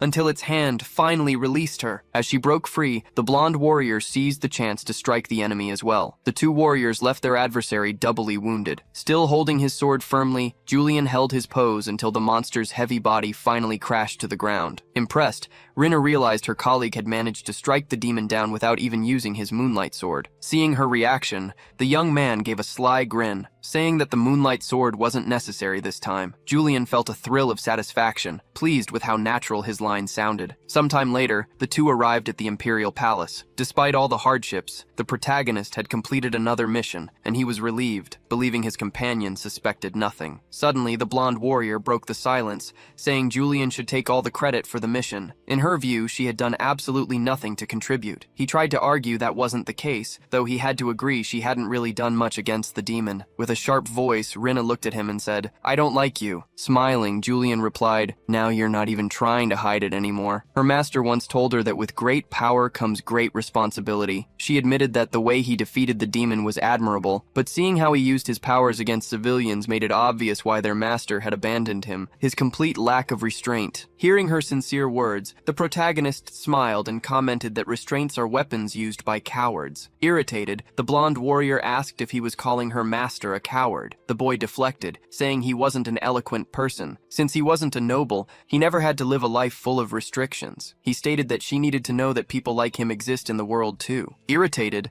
the warrior asks what the young man is getting at. But to end the conversation, the protagonist simply thanks her for all the credits. A little frustrated, Rena thinks to herself that she can't figure this guy out. After all, restraint Restraint is something all knights must possess, not just the nobles. Suddenly, the girl runs into her uncle Ergen, who offers her a ride. She accepts, and the two of them head off together. Her uncle asks if the mission was exhausting and if she was able to complete it. He then asks about the young man she was with. The man recognizes Julian and mentions rumors that the Elders Association is on high alert because of the young man's recent actions, surprised that anyone would treat the association that way. Just what you'd expect from someone from a branch family, he remarks. Her uncle's remark makes the girl reflect on what Julian had said earlier about never having lived a life that required restraint. Ergen adds that he'd prefer his niece to keep her distance from the boy, calling him a dangerous person who probably isn't even that strong. But before the man can finish his sentence, Rena cuts him off, saying that's not true. She has no evidence regarding his other traits, but the swordsman is definitely very strong. As frustrating as it is to admit, he's incredibly strong. The grand castle with its golden details comes into view again. Julian approaches Odwin. With a grim expression, the captain asks, "What the hell did you do?" With a sarcastic smirk, the young man asks what she means. The first thing that comes to his mind is that the bartender or the slum residents reported him for violence or property damage. This likely happened because the protagonist was so focused on acting like Julian that he didn't consider the consequences of his actions. But the captain just continues to stare at him with a blank expression. She then comments that Hayden, a criminal wanted by the Shut-Eyes, turned himself in. When asked why, the man began to tremble and mention Julian's name, even though Julian's actual mission was to investigate the demons that had appeared in the area. Sarcastically, the young man suggests the criminal might have had a sudden crisis of conscience over all the crimes he'd committed. Odwin doesn't seem convinced. She says she knows he had something to do with it, but tells him to just take his mission payment and go. Delighted, the young man takes the paper with his payment details. A few days ago, all his savings had run out, and he remembered getting an email from the jeweler warning him that there weren't enough funds to pay for the moonlight stone. Expecting to receive enough to pay for the stone, the young man looks at the paper, only to get a shock. The total payment for the mission was 11,000 nars. The local currency, the NAR, was worth about the same as $1, so it was an incredibly high payment. Even with Miss Rin giving him all her credits, it was still an impressive amount. Odwin notices the young man's expression and explains that the amount is lower because he's been absent from missions for so long, which only leaves the protagonist even more stunned. Looking at the document more closely, the young man notices some deductions for registration and maintenance fees, likely related to Julian's artworks. The payslip is filled with installment payments. After all the deductions, only 900 nars remained. Apparently, Julian is really terrible with finances. This is a big problem, as the protagonist needs a lot of money to buy his moonlight stone. So, the boy decides to ask the captain if there are any more missions available. Impressed, Odwin asks if he's in need of money. She says that unfortunately, nothing new has come up and advises him to stop spending money on frivolous things. The young man wouldn't be so irritated if he had made those purchases of his own free will. However, Odwin reminds him that he could buy an entire castle if he sold his artwork. The suggestion sounds like a revelation. It could be a great emergency plan to raise funds. All he has to do is sell all the artwork. Shocked, the captain is left speechless, finding the whole situation very strange. A short time later, two hooded figures appear. They are members of the Elders Association, and they comment on how Julian defeated a demon even without using his moonlight sword. Hayden, one of the members, gives a malicious smile. The conversation is cut short when he says he needs to take care of some things with his subordinates and walks to a nearby door. Hayden then asks his servant if Julian really killed a demon without using his famous sword. The man calmly replies that he did. Breaking out in a cold sweat, the servant comments that it's truly monstrous. He then asks if he should proceed with his superior's orders. With a wicked look in his eyes, Hayden orders him to proceed, as he intends to make that monster his property. Far away, at the Ed Cosmos Art Gallery, a few people are observing the place. Despite having come to the gallery, our protagonist wonders if he'll be able to sell all these trinkets. A short man greets him and introduces himself as Pierso, the appraiser. He says that even though it's a sudden request coming from Sir Julian of the Shut-Eyes, he is happy to oblige. The painting to be appraised is covered by a cloth, which Julian begins to pull back to reveal it. It's a beautiful work of art depicting a wheat field. The appraiser's eyes sparkle, seeming interested in the painting. With a magnifying glass, the man begins to examine the technique, which looks very similar to that of Corsius Vincent. The protagonist moves closer upon hearing what he said. However, Pierso declares that the artwork is a fake. The young man's red eyes widen. In his thoughts, he wonders if Julian had such poor taste in art. He starts to think he should have brought something else, but he had assumed this piece would be valuable since it it was hanging on the entrance wall. But Pierso continues, saying that he has never seen a forgery of such high quality, and for that reason, he would like to buy it, offering 1,000 nars even though it isn't real. Although it's a good profit, it won't be enough to buy the stones. The appraiser says he will go get the contract, and that Julian is free to look around the gallery in the meantime. Just as he steps away, a voice asks if he's sure he's going to close the deal. It's Eileene. She says she's almost certain that the artwork is genuine. Surprised to find her there, Julian asks what makes her think the piece is real. Eileene explains that she came to see one of her cousin's works on display, but as she passed by the painting, she noticed something. She claims that there is no painter in the Empire who can use oil paint with that level of mastery. Suspicious, Julian looks back at the artwork. Eileene adds that the signature in the bottom corner is, without a doubt, legitimate. The protagonist cranes his neck to get a closer look, and Pierso, the appraiser, feigns surprise, asking how he could have missed something like that. Julian's patience runs out. His eyes begin to glow with hatred as he asks if the man tried to deceive him. Seeing the young man's fury, a purple aura emanates from Pierso, a sign of his intense fear. Before the situation escalates, Eileene grabs Julian's hand, asking him to stop and not do anything foolish. She argues that appraisers make mistakes too, as it's only human and natural. Surprised at himself for nearly attacking Pierso,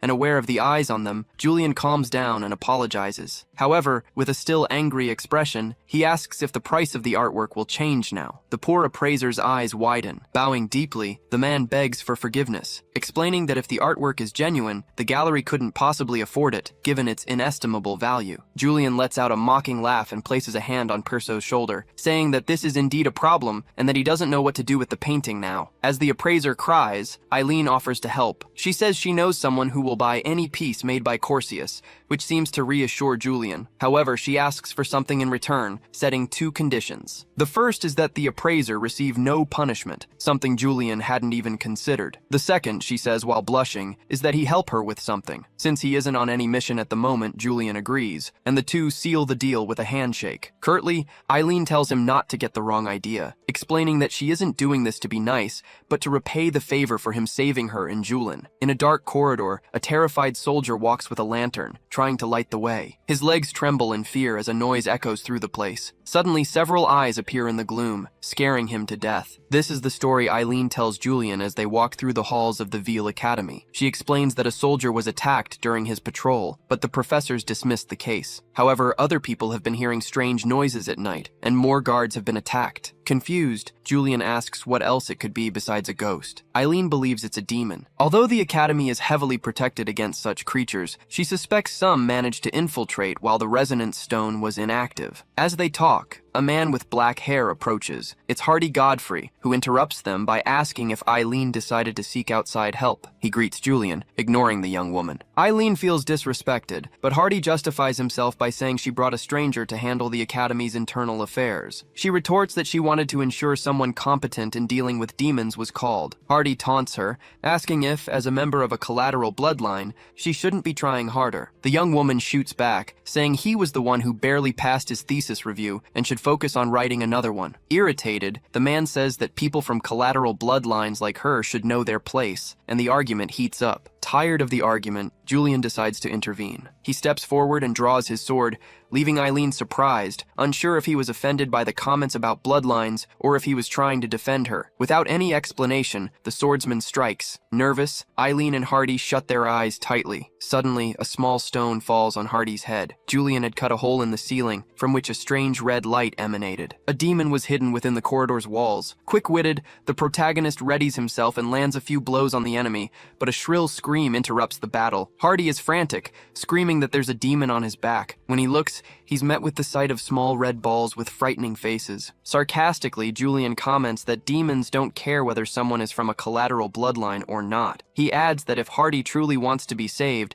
he should beg a man from a collateral bloodline to protect him now. With a simple strike, the protagonist destroys the demon threatening Hardy. Immediately after, Eileene spots another threat and warns Julian that something is coming from above. High above, all the small demons begin to merge into a large cloud, shifting form until they become a single demonic mass. The creature grows, its shadow consuming more and more of the space. Hardy trembles in fear, while the girl is stunned by the enemy's size. The small spheres had become a true giant monster. Julian realizes this is likely their true form, a bunch of weaklings who band together to fight. Sporting a wicked grin, the swordsman says he finds this quite amusing. The demon looks like a four-eyed rat with sharp teeth, and opening its disgusting mouth, it charges at the warriors. The monster tries to strike Julian, but the young man dodges with agility. The blue light emanating from his sword grazes past the beast's eyes, which tries another attack, again without success. Now it's Julian's turn to attack, swiping his sword across the enemy's face. He inflicts several wounds, causing the monster to shrink in size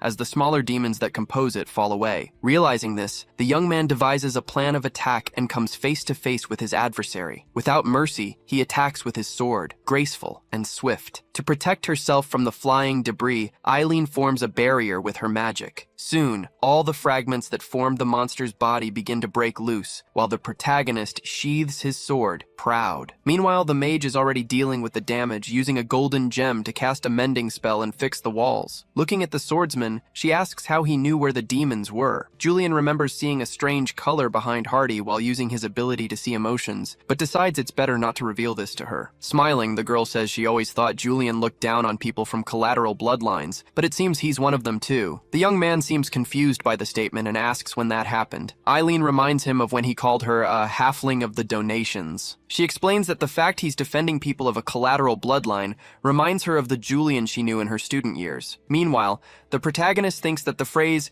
said only to sound tough, ended up truly affecting the young woman. The mage comments that no one treats him badly because they're afraid of him, but for her, facing prejudice for being from a collateral bloodline is a daily occurrence. Julian replies that, collateral bloodline or not, the blood that runs in everyone's veins is still red, and admits that what he said earlier was wrong. The sentence makes Eileene's face turn extremely red. Even though it was an indirect way, it sounded like an apology. So the girl decides to thank him. The protagonist doesn't understand why, and the mage plays it off, saying it's for him doing the hard work in the battle. That makes more sense to the swordsman. By this point, the wall is almost fixed, and after a little more time, the job is done. Now that Julian has dealt with the demons, the young woman will take him to meet the person who will buy the paintings, as promised. Julian is now in a luxurious room, full of floating magic books. An excited man says he never imagined he would see that work of art in person. The work is a posthumous piece by the painter Corsius. The person admiring the work is named Alram Chorny, the vice director of the Veal Academy. The man seems to have a sharp eye for paintings, as he is amazed by something that looks so ordinary to Julian. Alram continues to break down every detail of the painting, feeling like a part of it, which impresses Julian with his vivid imagination. The vice director comments that the reason the painting conveys an air of loneliness is because the painter wanted to express the suffering of his younger brother. This brother gave him great financial support, and in a letter, the painter wrote that the work contained all his feelings of deep suffering and loneliness. While drinking his tea, Julian says he understands. Using his ability to observe the color of emotions, he sees a very strong orange coming from the man. It's the color of denial. This shows not only how involved the vice director is in the situation, but also that he is seriously suspecting the protagonist. Worried, Julian wondered if there was something wrong with the painting, but that seemed impossible, especially given how Eileene and the vice director himself had reacted. The painting was definitely authentic. So what could be making Alram so suspicious? Breaking out in a cold sweat, the young man began to feel apprehensive. The awkward silence was broken by Alram,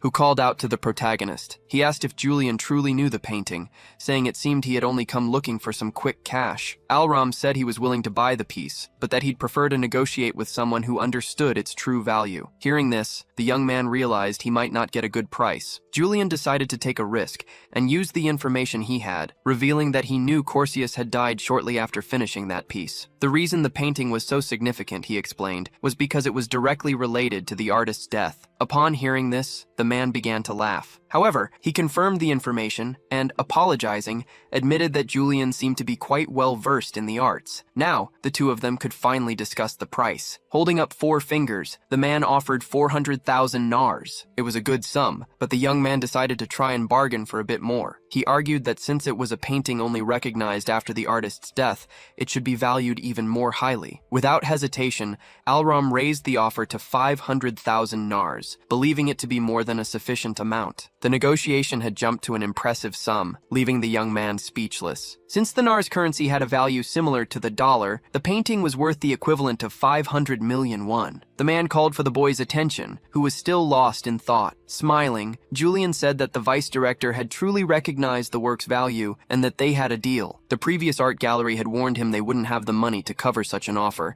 and they were right. Julian's eye for art was truly sharp. A while later, someone knocked on the vice director's office door. It was Eileene, asking if he had called for her. The man was admiring his newest acquisition and asked the girl to sit down. He began to talk about the incident in the hallways, and the mage said she had managed to resolve the situation. It seemed the man's worries had been for naught. As he poured her a cup of tea, he asked if she had gotten into any trouble. Remembering Hardy, the young woman decided not to mention the incident and said it was nothing important. Even so, the vice director apologized. He then requested that their following conversation remain just between them, revealing that he believed the Aurora Society was behind what had happened. Incredulous, the mage asked why they would attack the academy. Alram wasn't sure, but he stated there was clear evidence. They had likely taken advantage of the moment the resonance stone stopped working. He added that it was best to hide this from the students for now, to avoid causing a panic. Apprehensive, the young woman gripped her teacup tighter. The Aurora Society is a demon-worshipping group that emerged recently, and the idea of them wanting to attack the academy intrigued her. However, the man assured her that he had reinforced security and would do his best to protect the students. He also mentioned that last time she had Julian's help. Upon hearing the young man's name, the woman's eyes widened as she remembered the two had a meeting to discuss the sale of the artwork. Eileene commented that she was going to thank the boy for his help, but it seemed he had already left. The vice director confirmed that the swordsman had left in a great hurry after receiving the money, and that he'd heard he intended to buy several moonlight stones. This information left the mage in shock. She ran out, leaving the man alone, musing about how busy everyone was today. Arriving at the jewelry store, the shopkeeper bowed, apologizing. Annoyed, the young woman said he had promised he had enough, but the attendant explained that a Mr. Julian had ended up buying more than expected. To make matters worse, it would take longer than usual for the stones to be back in stock. Desperate, Eileene said she needed them for her research thesis and immediately burst into tears, not knowing what to do. Meanwhile, our protagonist was completely satisfied. He had gone to the Twilight Flame Forge and was now talking to a blacksmith, asking the man to craft a sword with those jewels, a sword that looked as if it had been bathed in moonlight. The irritated man starts to argue that it's not a sword, but a decorative piece of art, and his pride would never allow him to forge such a thing. Julian, however,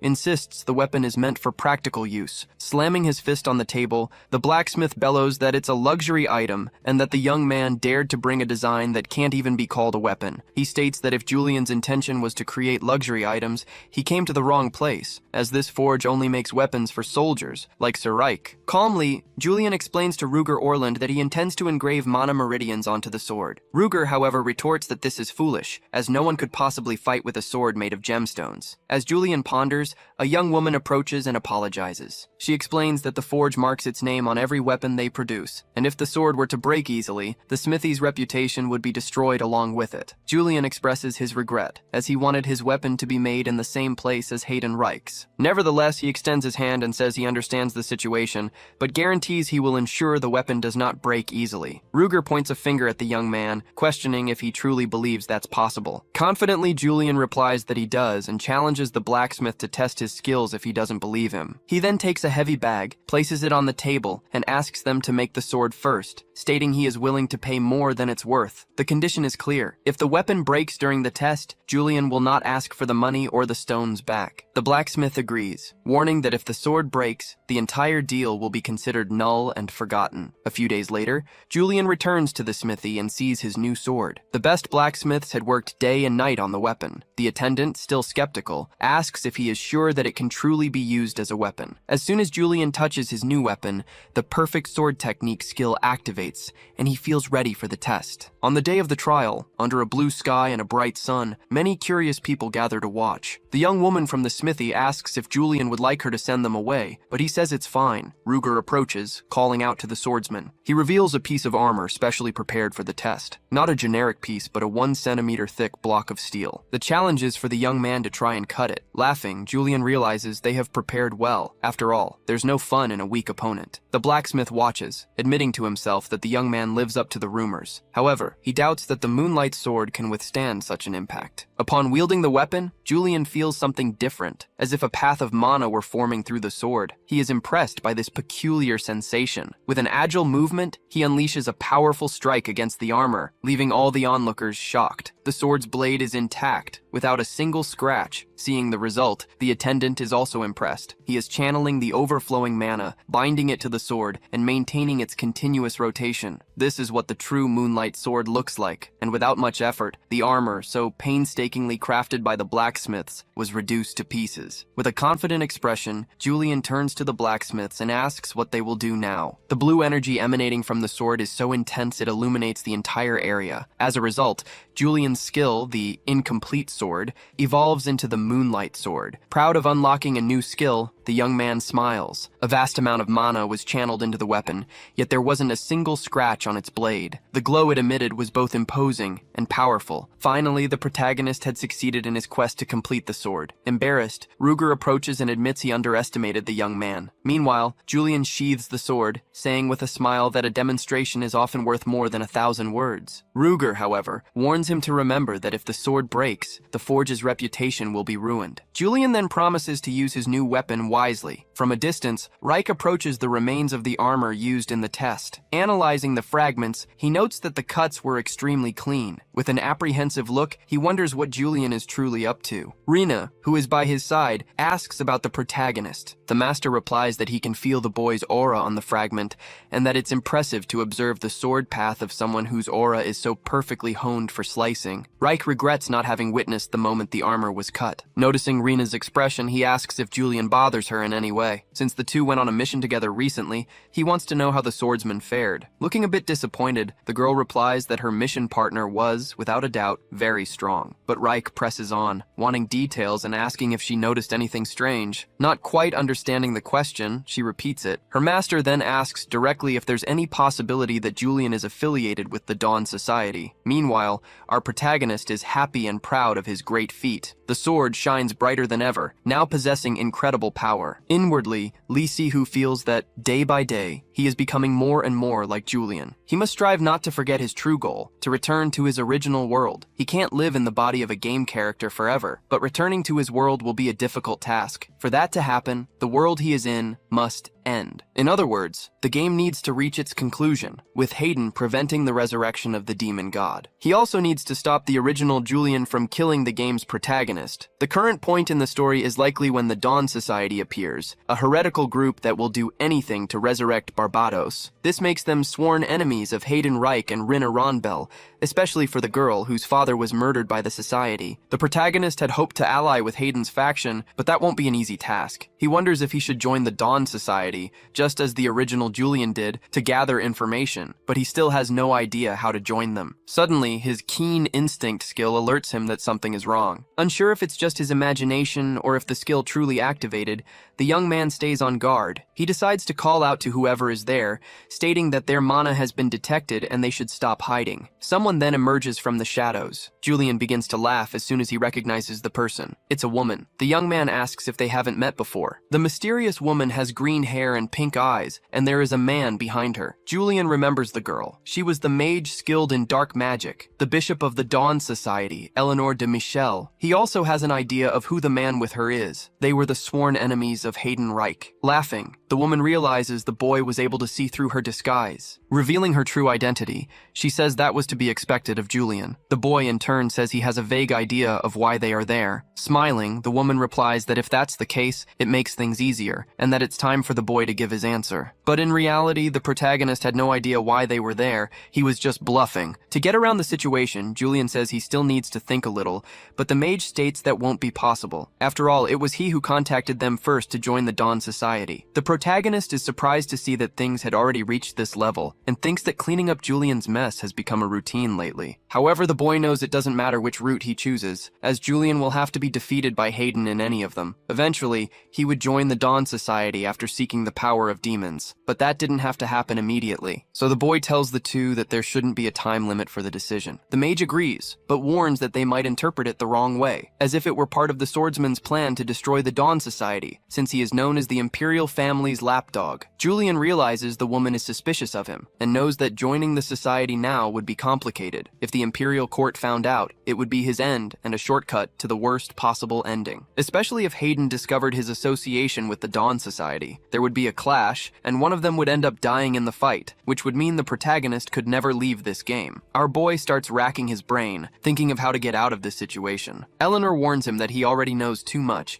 and that it would be a delicate situation if he backed out now. The hooded man adds that he wouldn't let him get away with it so easily. The hooded person was a Monsignor, a combat unit of the society much stronger than the knights. As he removes his hood, the individual reveals his true identity. He reveals himself as Pelkor, the Iron Fists, and threatens to destroy Julian if the boy doesn't make up his mind. Showing a scar, the man says he can still feel the pain from the mark the swordsman made on his face. The protagonist thinks that this is another one of Julian's victims he'll have to deal with, something that has been happening frequently. But to stay in character, the boy apologizes, as he doesn't remember the weaklings he's faced. This makes the Iron Fists extremely angry, and our protagonist reflects that maybe he should stop playing the part of Julian so well. In an incredibly fast move, his opponent disappears and reappears behind the swordsman, saying he wants to see how long the boy will keep up that attitude. At that exact moment, the skill Exceptional Swordsman activates, and Julian manages to block Pelkor's punch with his sword. Accidentally, the boy had used his old iron sword instead of the moonlight sword. It was definitely out of habit, but for now, the protagonist knows he must hold him off for as long as possible. The two continue to fight, and Julian defends against all the attacks. Soon, he also begins to strike at his opponent, who dodges the sword swings. The young man realizes the situation is getting dangerous, and decides he needs some time. However, his enemy isn't willing to give him a break, and rushes at Julian with all his speed, preparing a powerful punch aimed at the protagonist. The blow lands squarely, sending him flying from the impact. The swordsman feels the force of the blow, almost losing consciousness. Laughing, Pelkor asks how the boy feels losing to a weakling. While on the ground, the protagonist starts to grab his special weapon. He is angry, wondering why he has to go through this, tired of having to clean up messes he didn't make. The Iron Fists is impressed to see the boy is still moving. The boy's emotional intensity reaches its peak, and just like that, his unique skill, Open Eyes, activates immediately. While holding his sword, the protagonist emanates a powerful scarlet aura. The enemies realize that something has changed in the atmosphere around Julian, and notice that the blade seems to be the source of such a threat, leading Pelkor to decide he needs to destroy it. But before the man could get his bearings, the swordsman closes in and unleashes a strike, catching him by surprise with such speed. Pelkor soon realizes his arm has been severely wounded. Julian remains cold, a wicked smile on his face. Enraged, Iron Fists charges forward to attack his opponent. Despite his injured arm, he throws a punch that whistles dangerously past the protagonist's face, but Julian still manages to maneuver, striking his enemy with the sword before the blow can land. Pelkor's screams echo. Gritting his teeth, the warrior orders Julian to back off and prepares another strike, but the swordsman moves with such speed that he seems to be everywhere at once. In addition to dodging the lunges, he launches a counterattack, striking Iron Fists squarely in the stomach. Julian's power was truly impressive. To his wounded victim, he was a true monster. The swordsman's red eyes gleamed with confidence. The sensation of cutting flesh, watching the wound split open, and seeing the terror on his enemy's face felt good to Julian. After all, his Open Eyes ability only peaked when his emotions were running high. Suffering from his injuries, Pelkor casts his pride aside and begs his opponent to stop. However, Julian's ability has the side effect of making him extremely aggressive. He doesn't want to stop and continues to wound his enemy until he is satisfied. After finishing the job, the protagonist comments that the nickname Iron Fists seems useless now. With one hand, the merciless swordsman grabs the young man's hair. He pleads for his life, but finds no mercy. Suddenly, soft hands touch Julian's neck. Eleanor asks if that isn't enough. As the girl draws near, the power in his eyes begins to wane until it fades completely. Pelkor breathes with difficulty, but his life has been spared. Coming back to his senses, Julian is shocked by what he's done. It's common for the ability to change one's personality, but in him, the aggressive nature becomes extreme. Aware of the danger, he tries to lighten the mood by saying that Pelkor started it. Eleanor points her wand and agrees, but the protagonist points out that she didn't act even though she knew everything. While using magic to heal the injured young man,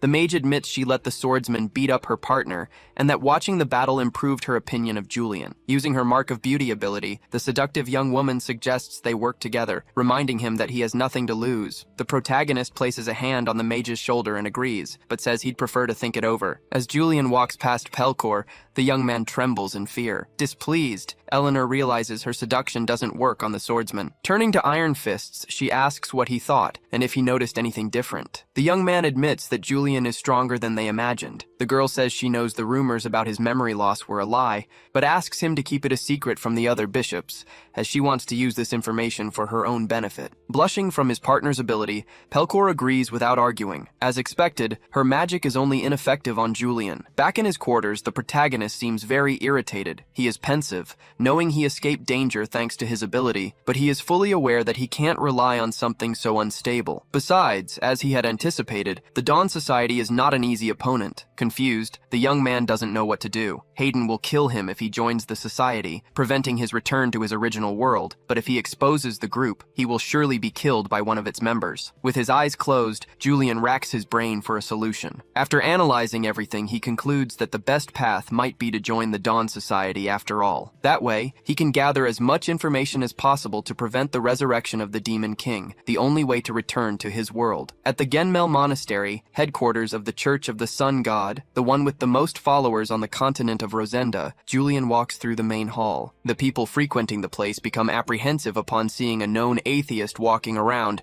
and everyone watches him with disdain. One of the faithful even believes the young man is there to purge someone. An apprehensive priest approaches and asks what brings the young man to the church. Calmly, the protagonist replies that he is there to see the supreme abbot. The answer makes the cleric even more nervous, as he didn't know they were expecting visitors. At that moment, a nun approaches them, saying she will guide him and asks him to follow her. Apparently, she was sent by the person Julian wishes to see. As Julian tries to decipher the nun's feelings, she comments that he arrived earlier than expected. Undoing her disguise, Eleanor reveals herself, saying she thought he wouldn't even come. Impressed to have seen a disguise spell undone right in front of him, Julian greets her and comments that it's impressive the Dawn Society has hidden its headquarters inside this gigantic monastery. The two arrive at a large door. With a serious look, Eleanor warns that the archbishop is waiting and that he must be very respectful. Playfully, Julian says he'll think about it, but he notices the mage is much more cautious than the last time they met. He concludes that her caution is due to the fact that the society's leader is behind the door. As soon as the two enter the room, everyone begins to murmur. The man sitting on the throne asks if he is indeed Julian. The masked man, despite being the archbishop, wears a smile that doesn't inspire much respect. This was to be expected of Tenelron, a common farmer who was chosen by a sacred relic to lead the Dawn Society. Eleanor reminds the protagonist that he is in the archbishop's presence and must therefore kneel. The stubborn boy, however, asks why he should do that. Dumbfounded, Eleanor asks if he doesn't wish to join them, explaining that he must prove his loyalty to do so. However, the swordsman isn't there to place his hopes in some noble faith, but rather to establish a cooperative relationship. Julian knows he would never turn to faith, so it's necessary for him to act this brazenly. Confident, the protagonist states he is certain that everyone there is interested in his status and influence, just as he needs the help of the god they serve. The faithful are shocked by the boy's arrogance, but Tenelron tells everyone to be quiet. He states that to establish a cooperative relationship, all this pomp is unnecessary, and orders everyone except Eleanor and Julian to leave. Tense, the subordinates obey, but they don't seem very confident. Turning to Julian, the archbishop says the boy truly lives up to his arrogant reputation. Suddenly he approaches, claps his hands on Julian's shoulders, and says he likes that, asking him to follow,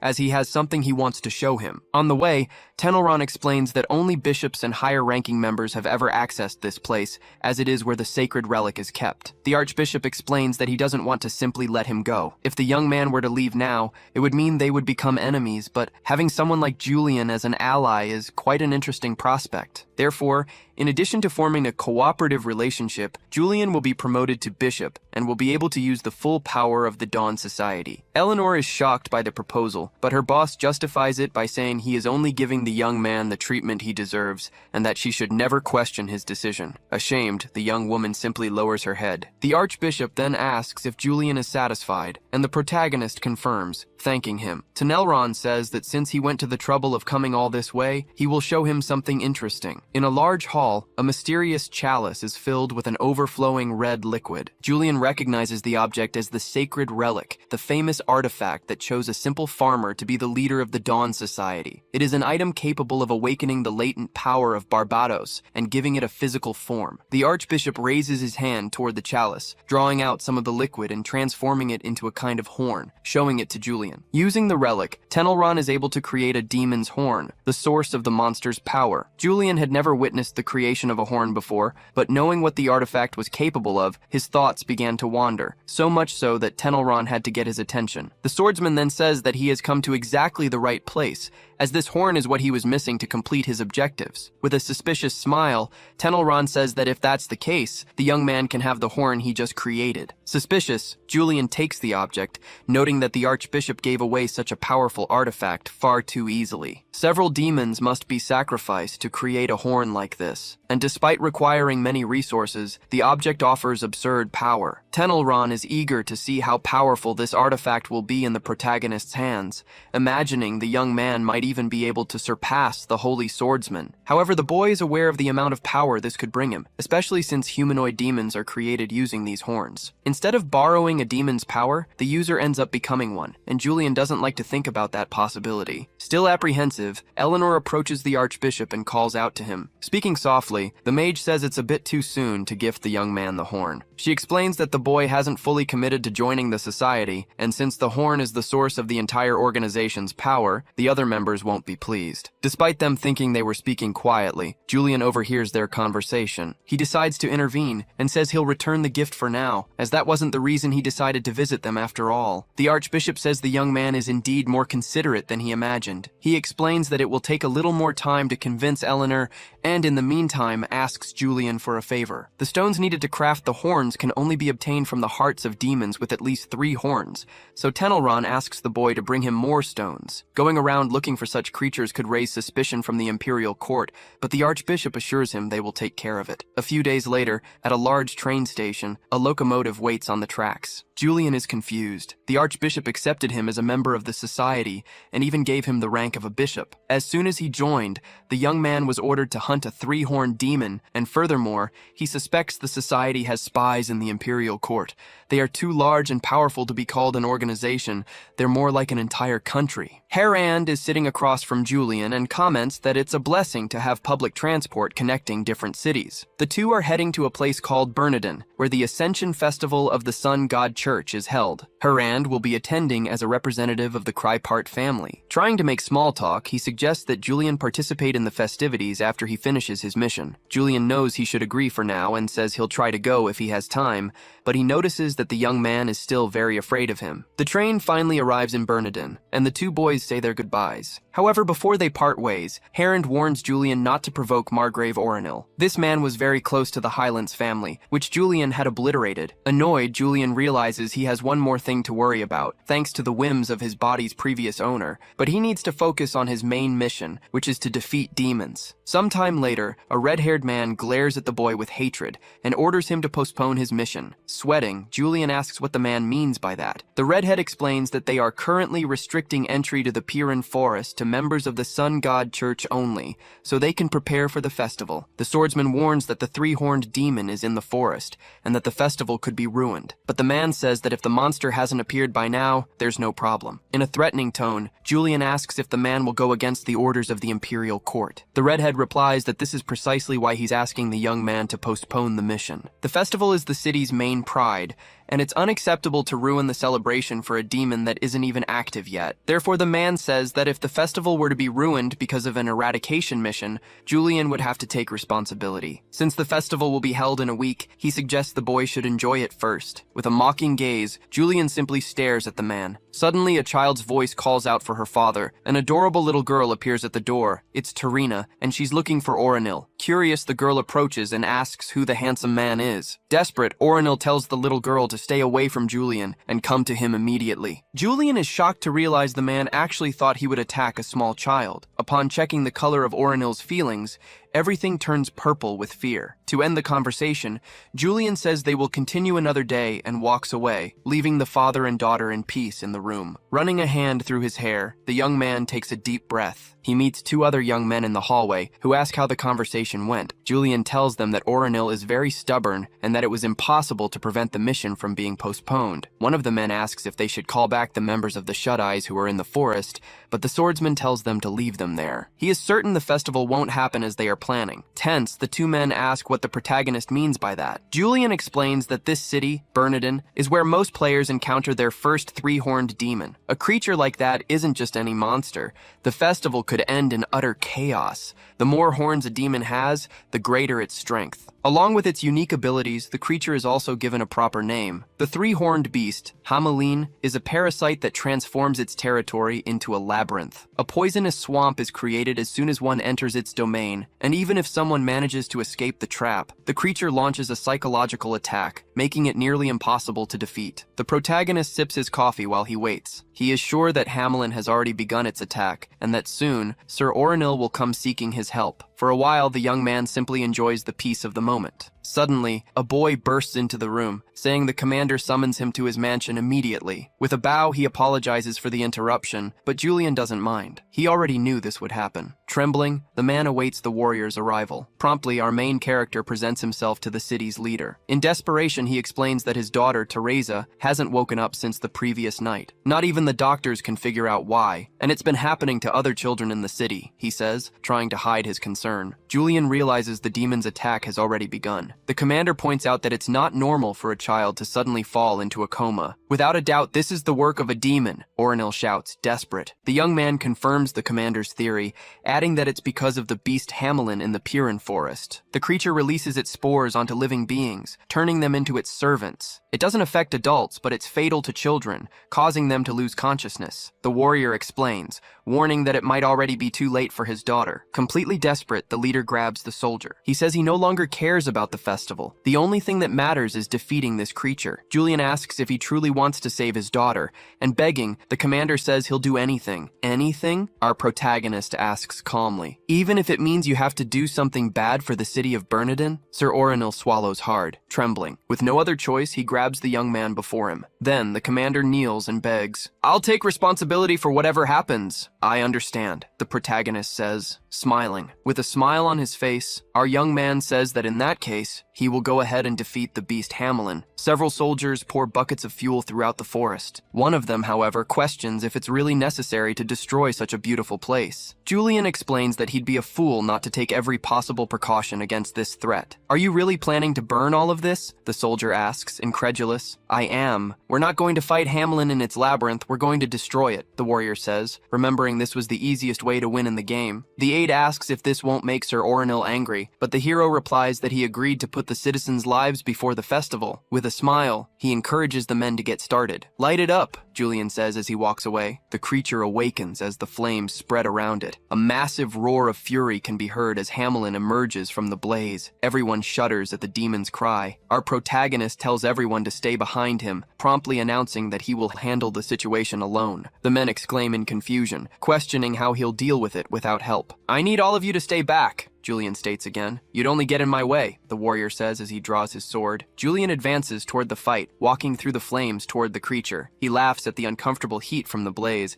preparing himself as he comes face to face with Eileene, the three-horned beast. In a fury, the monster readies its claws and unleashes an attack that shatters the ground all around it. With elegance, Julian imbues his lunar sword with concentrated mana, making it glow. The blade fills the area with an aura of power and energy. The warrior agilely runs toward the danger. The creature freezes, surprised that it can't use its full strength. Laughing with disdain, Julian boasts that the fire has weakened the enemy. The demon glares at him, and Julian declares that now it will be defeated. After a pause, the beast unleashes brilliant flames around it. Unable to move, the protagonist freezes, confused. Dizzy, he covers his nose. Julian had forgotten about the creature's pollen. Eilene's pollen could induce hypnosis, nausea, and mental confusion in anyone who breathed it in. The demon seizes the opportunity to to recover its posture. The warrior, however, laughs as he readies himself. "Did you really expect that to work?" he shouts amidst the flames. Julian had resisted the pollen's effects. Thanks to his complex mind,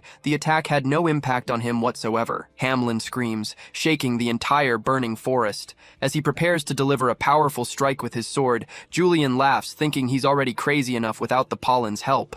He leaps and strikes with his sword, bathed in mana and energy. With a swift, spinning motion in the air, the young man bathes the entire forest in a blue light. A massive explosion is seen from outside the clearing. Split in two, the demon lies on the ground. The warrior turns to check if the creature is still alive. The soldiers rush toward the battle, concerned for the hero. He assures them he is fine as he sheathes his sword, standing still over the beast's destroyed body. From a distance, Sir Oronil keeps a fixed, worried gaze on the window, staring out at the burning forest. "Thank you for cooperating with the mission," says Julian. "I am certain the Imperial Court will respect your brave decisions." Without showing any remorse, the protagonist asks if his daughter has woken up yet. "Yes, she is recovering," the commander replies. Julian calmly takes out a necklace and says it is a gift for the child. The father, in shock, stares at the necklace made from Hamlin's remains. The warrior explains that since his daughter was the first to react to the pollen, she surely possesses more mana than the other children and will become a great mage one day. Confused, the father questions the reason for such a kind gesture, since Julian dislikes him. With a smile, the protagonist replies, "The more mages we have, the better." Oronil asks what he wants in return, but the young man retorts, saying he is simply thanking him for his cooperation on the mission. The man continues to tremble with suspicion. Surely the warrior knows he had ties to the royal family the hero dethroned. The protagonist thanks him again and leaves, leaving behind a confused and frightened leader. Still in disbelief, the commander stares at the gift. With the new artifact in hand, the leader goes to his daughter. The girl happily greets her father, and he celebrates her recovery. "Here is a gift to help you get better soon," the commander says. The man is surprised by how much the girl seems to like the necklace. He remains worried about Julian's intentions and plans to send a letter to the elders. The association had asked him to delay Julian's mission as much as possible,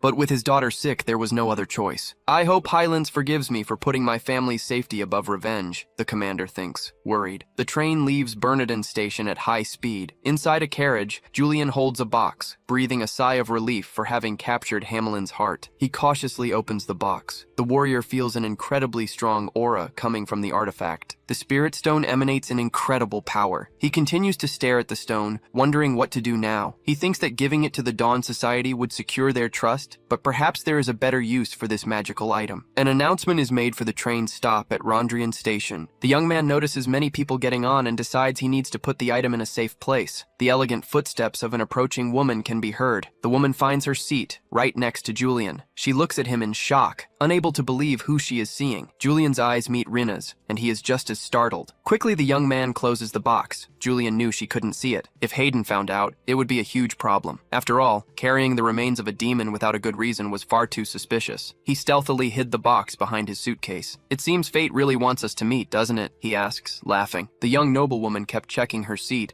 in disbelief at the situation. "You must be wondering what I'm doing here, right?" the young man says, and the lady nods in agreement. The warrior explains he was on a mission in Bernardin. He takes the opportunity to joke that it looked like the knight was returning from an exciting trip, pointing to a piece of clothing falling out of her suitcase. "That's none of your business, Julian!" Rena shouts. He laughs, relieved. It seemed she hadn't noticed the box. The young lady calls out to him, shattering his peace. "Something feels off," the noblewoman says, her gaze threatening. Hiding his nervousness, the young man asks what was wrong. She remarks on how strange and suspicious the coincidence is, asking if he's sure he isn't stalking her. With a sigh of relief, he explains that he hadn't bought the ticket himself. The Imperial Secretariat had arranged everything. "Maybe you're the one following me," the protagonist says, causing the girl to shout in outrage. Nervously, the warrior decides to move the box to a safer place. Sihu could only think that if he'd known he would run into her, he never would have taken the box out of his suitcase in the first place. "By the way, this box seems important to you, doesn't it?" Rena says with a piercing gaze. The protagonist's composure shatters at her question. She remarks that he's been fiddling with that box for a while now. The young man then realizes he's been watched the entire time. "It's just a jewelry box," the hero says,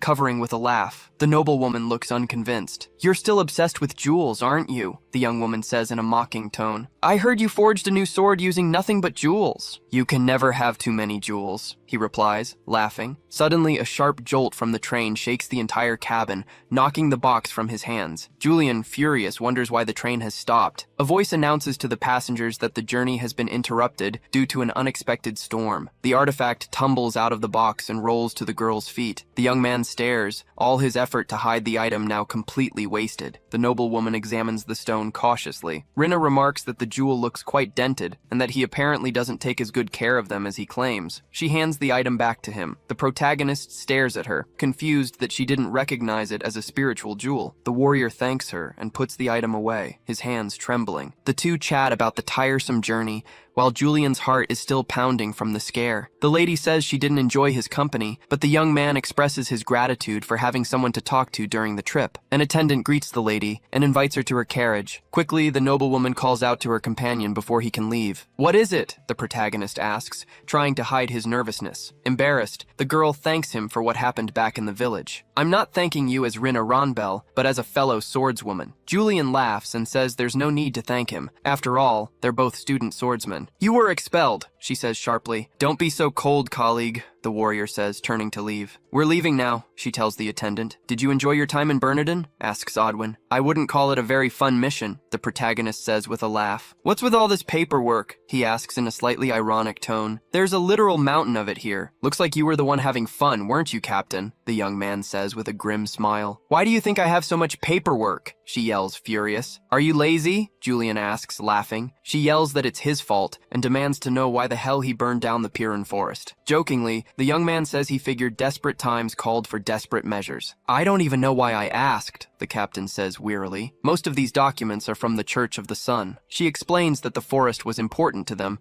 but luckily the imperial court is helping. However, Julian should know that she's the one who has to deal with the consequences of his actions. That's precisely why I did it, the boy says, smiling. With a sigh, she pulls over the paperwork and says she has a few letters for him, some from the academy. Confused, the captain stares at a letter with an unusual seal. The letter is from the Jermel monastery, she mutters to herself, confused. Julian, irritated, couldn't believe that this was how Aurora intended to handle his mission. Odwin explained that it was understandable for them to dislike him, but sending a letter directly was an extreme measure. What do you know about this? The captain asks him, her gaze serious. He remains motionless as she calls him, in disbelief that the Aurora Society could make such a mistake. A soldier throws the door open, shouting Julian's name. The soldier informs him that the secretary's office wants to know what happened in Bernardin. The soldier quickly retreats, filled with fear, and apologizes for interrupting the captain. Get out of here now and take these with you, Julian, Odwin says, handing him the letters. I'll see you later, Captain, the protagonist says, leaving with a smile. Outside, a boy excitedly asks him if he really killed the demon by himself. Thanks to the letter from the Dawn Society, a demon was the least of Julian's worries. He dismisses the boy so he can read the letter alone and wonders what on earth it will say. As he begins to read, the young man is shocked. It was just a simple letter, with nothing special about it. As he stares intently at the message,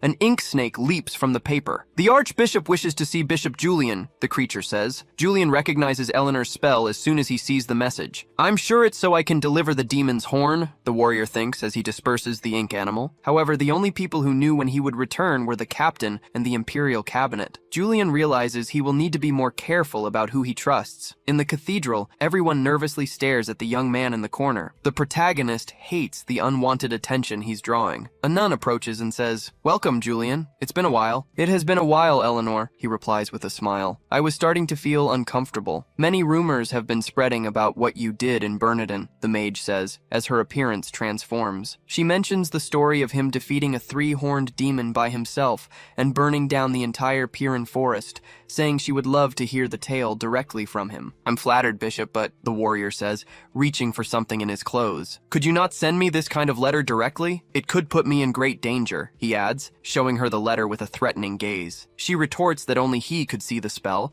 but Julian makes it clear he doesn't want to take any risks. "In that case, how do you plan to communicate with us?" the girl asks. Julian suggests he could just visit her sometimes to speak face to face. Visit me? She asks, startled. Worried, the girl jokingly says he wouldn't know how to find her. Eleanor stares at him, nervous. It must be a bluff. It's impossible that man knows the true identity she hides. The warrior leaves her behind and enters the church. Bishop Julian, you're finally here! I've missed you so much! The archbishop shouts. Excited, the leader of the Aurora asks to see the demon's horn. The young man gives a malicious smile. I couldn't bring the artifact, he says, laughing. So it wasn't a three-horned demon? The masked man asks, incredulous. The protagonist confirms that it was, and that the spirit stone was there. Then, where is the stone? The chief asks, impatient. All the members look, confused, at the new member of the society. Calmly, the man says he took it to the Imperial Secretary's office. Can you repeat what you said? Tenelron asks, confused. Yes, Archbishop. I took the three-horned demon's artifact to the Imperial office, the young man says, smiling. Power emanates from the leader's hands. Angrily, he demands that the warrior explain himself. Let's just say I was taking one step back to take 3 steps forward, the young man says, laughing, unconcerned by the threat. All the members shout, protesting Julian's transgression. How foolish of you to think that, the protagonist says, looking at everyone. If I wanted to betray you, why would I bother coming back here? He explains that he only wanted to gather information. This is the first stone from a 3-horned demon that the nobles have collected. Once they discover its power, they will go after more. I see. That's not a bad idea, the archbishop says,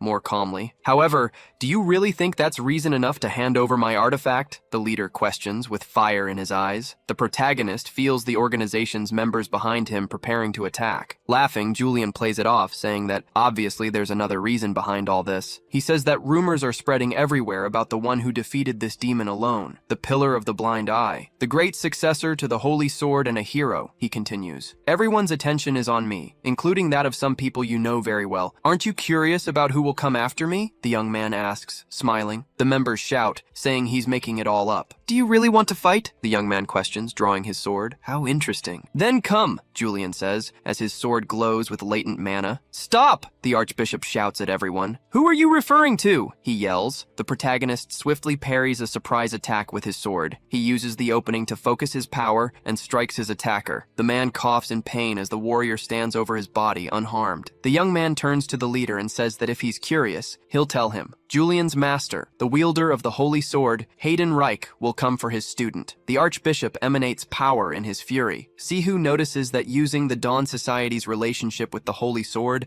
seemed to confuse the leader. Mana floods the entire room as Tenelron shouts, "The one responsible for destroying my face," he adds. That man suspects me as well. The archbishop explains that defeating the 3-horned demon and still returning empty-handed would sound strange. Now I understand, the organization's leader exclaims, jumping to his feet. That bastard even suspects his own pupil. The warrior and the archbishop join forces. Their shared hatred for Hayden forges this alliance. The archbishop says he finally understands why he joined the organization. I'm glad you understand, Julian sighs, relieved. Our protagonist sits restlessly at his desk. He knows he might have bought himself some time. If Sihu can use the Dawn Society and the Imperial Court to his advantage, he might make it to the end of the game alive. However, there's something he must do first. Deal with the person who has been following him. At first, it didn't seem like a major threat, but Sihu feels that the more time passes, the more worrying the situation becomes. He sighs, relieved to know who this person is. Julian is interrupted when a young man enters the room and announces a letter from the cabinet. You can just put it on the table for me, the man says calmly. The boy carefully places the document down. As he was about to leave, the protagonist calls out to him. Lazarus, you seem busy these days. It's the blind eye's fault, he replies nervously. Even as a trainee, I have so much work. Julian points out that even for a recruit in training, the boy has far too much work. This was the same young man who had taken the message to the captain's office as soon as the warrior arrived from his mission. You're right, sir. I was curious about the spirit stone, the boy replies nervously. I see, the man says with a smile on his face. The protagonist points out how interesting it is that he knows about the stone, despite only being in training. The boy feigns confusion, but it's the first time Julian has mentioned the words spirit stone in front of him, and the young man didn't seem surprised at all. The only people who knew about the stone, besides me, were the Imperial Court and the Dawn Society, the swordsman continues. Lazarus completely loses his composure. Our hero explains that, from the very beginning, he felt something was strange. This boy, always taking on such important tasks, even as a trainee, Julian says, his tone growing increasingly menacing. He touches the boy's shoulder. That would be impossible without the influence of the Dawn Society hiding within the Imperial Court, wouldn't it, boy? The warrior questions. Smiling, the hero turns away and, in a disarming tone, tells him to relax, as he doesn't plan on hurting him. I would just like to talk to you, just... That? The boy stammers. Does this mean I don't have to hide anymore? Lazarus removes a necklace from around his neck, its purple stone filling the air with mana. The young man's posture straightens, and he stares at the protagonist with a piercing gaze. Was that a mental spell? You seem different, the warrior asks. Without this enchantment, I could never disguise myself, the young man explains. If you're not going to defeat me, what do you want? Asks Lazarus. Our protagonist, in a relaxed stance, says he wants something simple. How about working for me? Our strategist asks, laughing. What are you getting at? The agent asks suspiciously. Basically, you're going to be my spy, Julian says casually. Like a double agent? The boy asks, frightened by Julian's intentions. Lazarus questions him, unable to believe he plans to betray the Dawn Society. Stop talking nonsense, the warrior says, laughing. I just want to be in control. The boy shouts, asking if Julian thinks he would sell out so easily. However, our hero would never ask for this for free. Using a threatening tone, the man says, I heard you've been donating to nursing homes regularly. The young man freezes upon hearing him state the exact amount the soldier in training donates. This seems important to you, doesn't it? The protagonist asks. Julian laughs, commenting on how sad it would be if something happened to that place. Lazarus glares at him with contempt. The warrior laughs and says he's just kidding, that he doesn't need to be taken seriously. He explains that if the agent decides to help him,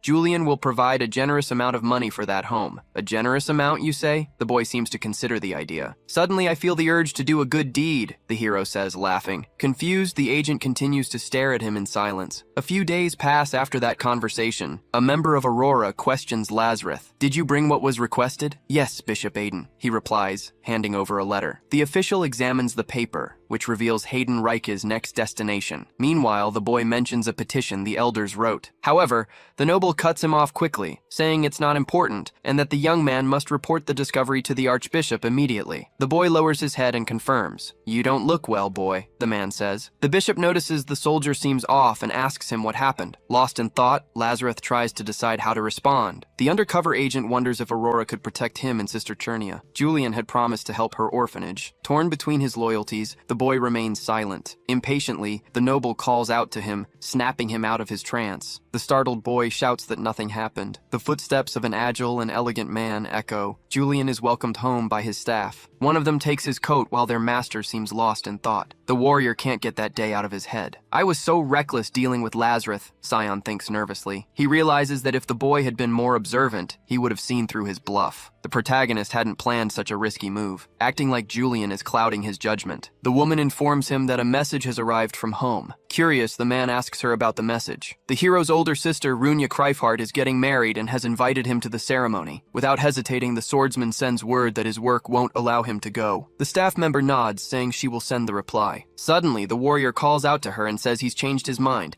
He will attend the wedding. His aide says she will prepare his attire. I'll prepare that pink glittery suit you always wear, she informs him. Why don't we try something more elegant, he says, trying to hide his discomfort. The protagonist decides to visit a formal wear shop on his own, the White Ornament House, the fanciest in the city. All the attendants are startled, intimidated by the presence of the famous swordsman. He, in turn, is taken aback by the sheer variety of clothes in the shop. Nervous, the hero wonders if he should ask for help. After all, neither Sihon nor Julian has a good sense of fashion. Could someone help me pick out some clothes? The warrior asks, his tone menacing despite his attempt to sound friendly. All the women freeze and immediately apologize. The young man finds himself alone. Meanwhile, a shop assistant greets Eileene. She has also come to the same store to try on formal wear. The mage expresses her exhaustion from her work at the campus. She laments how she nearly lost her job because some idiot bought up all the moonstone in the region. However, the Imperial Court has asked her to investigate a new material, the recently discovered spirit stones. Excited, the professor explains how she can now write an even more thorough thesis. The employee asks what kind of outfit she's looking for, and the mage replies that she's been invited to a wedding. Rena Kreifhardt's wedding, she adds. The attendant offers to show the young woman some dresses. Relieved, Eileene finally takes a breath, happy to get away from her work for a while. Amazed, the young woman wanders through the store, which has all sorts of fine fabrics. Suddenly, the maiden freezes, not believing what she sees. Julian, in the same room as her. Quickly, the lady hides from him. The warrior comments that he could have sworn he saw something, as he turns back to look at the suits. I don't even know why I hid, the noblewoman thinks, still in shock. Still surprised, the mage realizes that even though he's not from the main family branch, her former colleague is still part of it. The professor wonders why he's looking for decent clothes. Julian always dresses like a sausage. Disgusted, the lady stares at the protagonist's terrible fashion sense. The hero continues, certain he has found the perfect attire. The girl can only think about how that man will ruin the ceremony with such an ugly outfit. A child runs past behind her, shouting, "Mommy, look at that crazy lady over there." Eileene gathers her courage and goes to speak with the man. The mage asks if he really intends to wear that. "Funny seeing you here," the man says. "I thought you weren't interested in clothes since you're always studying." The lady replies that in fact, she thinks he doesn't understand what these clothes are for, since he only wears tacky outfits. The young man asks what she meant, and the maiden retorts, asking if he's playing dumb. "Or maybe you just hold a grudge against the Kryphart family," the professor says, "and you're trying to tell them you intend to eradicate the nobles," the academic adds. The protagonist is completely lost by her comments. The meaning behind that outfit, Julian couldn't say. The mage points to the symbol on the back of the shirt, turning it to show the mark. She explains that it's the design the warrior family uses when punishing their enemies. Eileene says, laughing, that although the symbol now has only an aesthetic meaning, it would be comical to see a deserter like him wearing it. Since Sihu had never played as Julian, he had no idea about this. Tired of looking for clothes and knowing his character only likes extravagant things, Julian makes a gesture of defeat. He says he'll use his second option then, as he pulls out a shimmering outfit. Eileene looks on in disbelief at the horrible choice and asks without hesitation if he really wants to wear that piece of junk. The young woman steps forward, stating that she won't allow such a thing. In the name of the donation family, a family of artists, she promises to help him. The young man follows her, happy to finally have some help. His outfit is chosen, and the wedding day finally arrives. The doorman takes the invitation fearfully, and still nervous, confirms his attendance, trembling. Meanwhile, the warrior elegantly walks toward the ceremony. However, Sihu feels uncomfortable. Julian is not happy to be there. The protagonist didn't want to come either, but there's a reason for it. The Kryphart family is known for possessing powerful spirit stones, and there are a few ways to obtain them in the game, with this being one of them. Julian's father keeps one of these stones, and the mere memory of him makes the young man feel sick. With elegance, he finally enters the palace. The musicians stop playing. Everyone freezes and trembles upon seeing him. The music stopping because of me. Isn't that a bit much? The boy thinks, smiling uncomfortably. Everyone stares, completely shocked that he came. A girl in a white dress runs to embrace him. Rena hugs him, surprised that her brother actually came. The bride waves her hand cheerfully, saying how long it's been since she last saw him. It's strange to see someone treat Julian with such affection. His sister greeted Eileene after reuniting with her brother. She cheerfully said she was surprised they knew each other, especially since they weren't in the same year. Julian was startled, having forgotten they were in different grades at the academy. The lady said, with a sparkle in her eyes, that she was happy he had come dressed up, since he usually dressed like a clown. You could feel the mage's freezing glare from a mile away. The academic stared at him, expecting to receive credit for the outfit. The young man said it was a special occasion, so he had made an effort to choose a fine suit. The bride questioned Eileene's expression, who was staring at him disappointed. Rena thanked them both for coming with a big smile. A man called to her from a distance. Joshua Kryphart came walking in a hurry. The girl turned happily to thank her other brother for coming, but he abruptly grabbed her hand. While holding her, the young man shouted, asking what she thought she was doing, and reprimanded her for giving attention to members of the secondary family in such an important place. "I was just happy to see them," the noblewoman said as she pulled away from him. "You should greet your older brother too." Furious, the young man yelled, asking who said that was his brother. Finally, the atmosphere Julian had been expecting settled in. Joshua asked what that secondary was doing there, since he wasn't even part of the family. Laughing,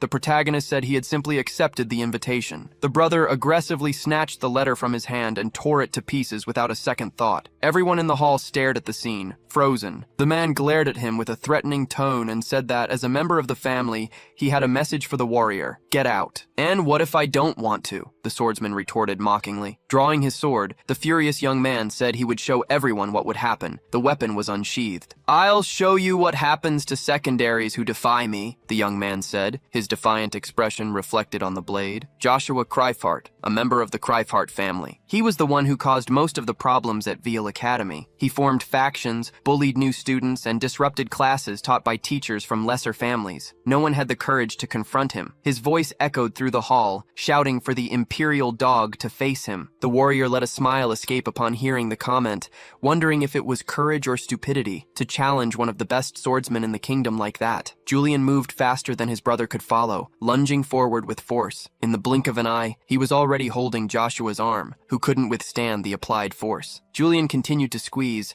saying that he had the nerve to hurt Rena, something a secondary would never do. The only sound that broke the silence in the hall was Joshua's sword clattering to the floor. The warrior approached and said that he should be ashamed of himself. Heron shouts that it's enough. Julian questions if he should just let Rena be treated that way, but Heron points to the guests watching them, reminding him that this wasn't the place for it. The younger brother seizes the chance to break free and shouts that Heron is right, asking how he could have forgotten where they were. Heron, however, tells Joshua to stop embarrassing the family. After all, he was the one who provoked them first. The young man freezes, realizing the embarrassing scene he's causing. Annoyed, Heron continues, saying he is there representing their father and that it was unbecoming of his brother to act in such a manner. See who reflects on what was said. That means the head of the family, their father, isn't present. In that case, getting the spirit stone would be nearly impossible. He is disappointed, thinking he came all this way for nothing. Julian apologizes for the commotion while checking if Rena is okay. She says it's no problem since he was protecting her, showing a proud smile. She tries to downplay the situation, and Julian says they should probably leave soon. Rena, confused, asks why, but her brother retorts that even he knows when it's time to leave. He pauses and turns to thank Lady Eileene. Smiling, he says the outfit she chose for him is perfect. He adds that she has a great eye for these things and is worthy of the donation family, giving a bow. An old memory comes to the lady's mind. She recalls the young man saying it was as if the stars were woven into the garment. He continued, saying it was a wonderful enchantment, one that suited a donation very well. The mage's feelings surge within her, and the professor can't help but remember their shared past. Julian takes the opportunity to leave the palace, but suddenly,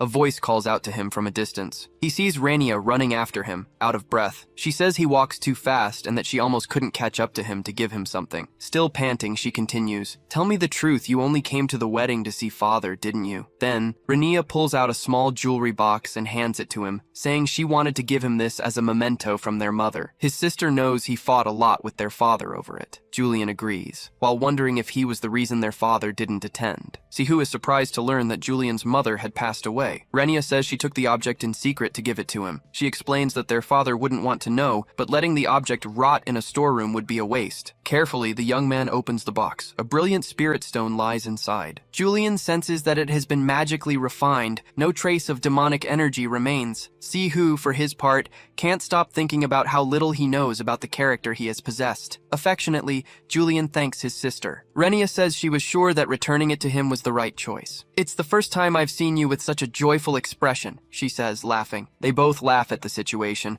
as it's unusual to see the siblings getting along so well. Rena says goodbye, asking him to come back soon, and he says he will. Turning around, the protagonist leaves the palace. Sihu is still surprised, realizing that the family's spirit stone was, all along, the inheritance from Julian's mother. The hero swallows hard, feeling his throat tighten. This feeling, a tear runs down his face. The warrior really does have feelings. A carriage sped through the woods. Our protagonist was still stunned that someone as cold as Julian could be so sensitive, and wondered if it meant he had some humanity left in him. The young man couldn't hold back a laugh. Despite all the chaos of the event, he still got what he came for. Who would have thought he'd get a spirit stone that way? Sihu was still wondering what to do with such a powerful object, as giving it to Aurora or the Imperials didn't seem like the right decision. Then, the young man remembered a forgotten skill, something his character possessed that had not yet been explored. Demon King's Vessel, the power to absorb relics containing remnants of the creature's power to become stronger. In other words, our warrior could absorb spirit stones. The young man laughed at how crazy it would be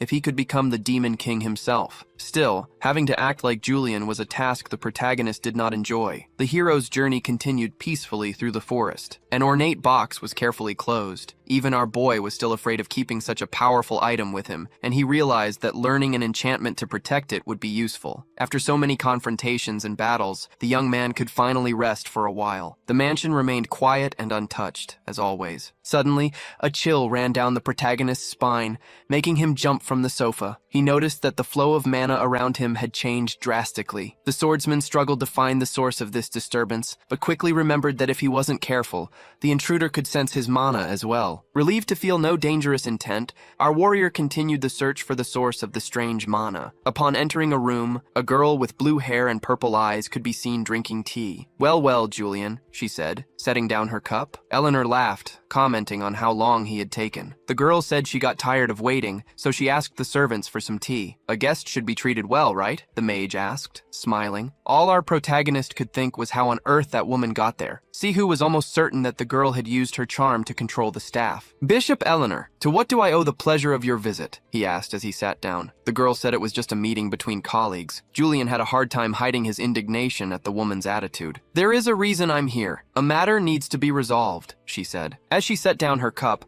the young woman reminded him of the recent mission in the village where he defeated a demon. The young man nodded in agreement. It was a humanoid demon, wasn't it? His colleague questioned him. At that moment, the warrior understood that she wanted to know how much he knew about human demonization. Exactly, Eleanor, the young man said, gesturing. Suddenly, a guy just transformed. However, Julian pointed out that the horned beasts were very different from what he had encountered. Surprised, the mage asked him to repeat what he said. His colleague explained that it looked more like a poorly made replica of a demon. The girl questioned how much he understood about the subject, but our young man admitted he didn't know much. She bowed and added that this was enough dialogue for today. Sarcastically, the protagonist asked if his doubts had been answered, but she confessed they had, and that the test would no longer be necessary. Apparently, you understand enough about the work of the Aurora Society, the bishop said as she turned away. So you know what you have to do. There's no need for us to attack each other. And just like that, the young woman left our hero's palace. Julian collapsed onto the floor in relief, understanding that he either had to become a loyal member of Aurora or leave it for good. The hero knew his house was no longer a safe place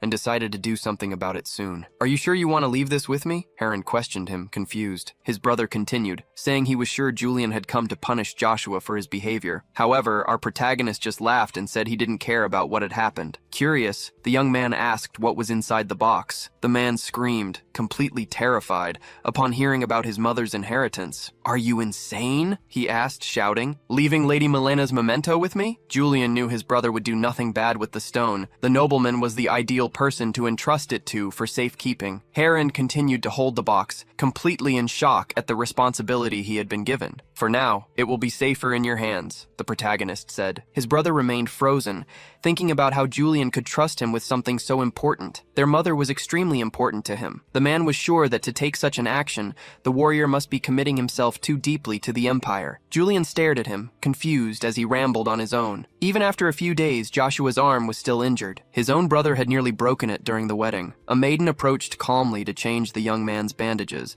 but Joshua yelled at her to walk faster. Furious, the boy remained in disbelief at the courage of a secondary son. Despite being a bastard, Julian still inherited the gray hair of the main Cryfat family line, and Joshua couldn't deal with his brother's arrogance. When attacked, he couldn't move a single muscle against that speed. Even without fighting back, he knew he had lost the battle before it even began. A drop of water splashed on the nobleman's face. The girl tried to apologize, stuttering and trembling with fear. Paralyzed, she couldn't even wipe it off. Bowing to the floor, the girl begged for mercy. The young man stood up, moving to strike her, but was interrupted mid-motion when he heard a voice. I came when I heard you call, said Alphas, the boy's personal guard and vice captain of the Order of the Blue Lion. Joshua gestured for the girl to leave quickly before he changed his mind. He showed his injured arm to the soldier and yelled at the guard for letting that happen to someone from the main family. The man tried to explain that he was acting under the patriarch's orders, but the boy cut him off with a shout. Your role is to protect the main Cryfat family, his master yelled. Alphas just apologized in a low voice, while the nobleman screamed that a disastrous warrior like him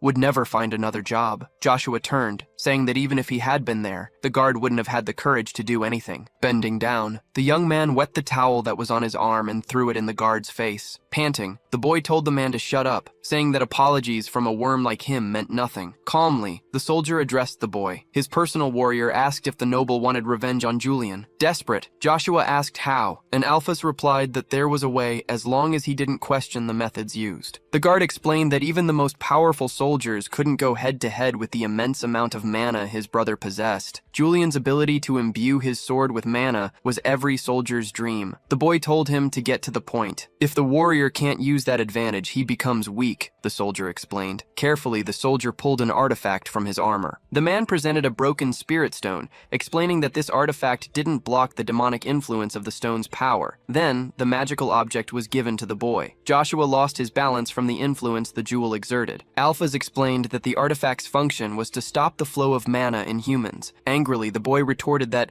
in that case, he wouldn't be able to use his own mana to fight him either. Calmly, the soldier approached, laughing and saying that the boy wouldn't need mana to win as long as he used this. Stretching out his arm, he presented a demon's horn to the noble. Meanwhile, in his palace, Julian was tending to his orchids. Spending time doing something Sihu enjoyed reinvigorated his mind. His peace, however, was shattered when Lazarus burst in, shouting that some members of the Aurora were planning an ambush for him. The warrior laughed in despair at having his moment of calm interrupted and, in his shock, ended up breaking one of his precious plants. The protagonist controlled his anger and asked the young man to revert to his old personality so they could talk. Julian laughed at the threat, saying an ambush was no danger, and confirmed it wasn't the bishops planning it. His spy suggested they take precautions, but the noble found it more amusing to wait and see what the enemies were planning. The young man, completely confused, stared at him, baffled by his decision. The protagonist did his best to remain calm, and not throw the young man out the window for the intrusion. Calmly, he turned and asked if his companion liked plants. Lazarus kept looking at him, confused,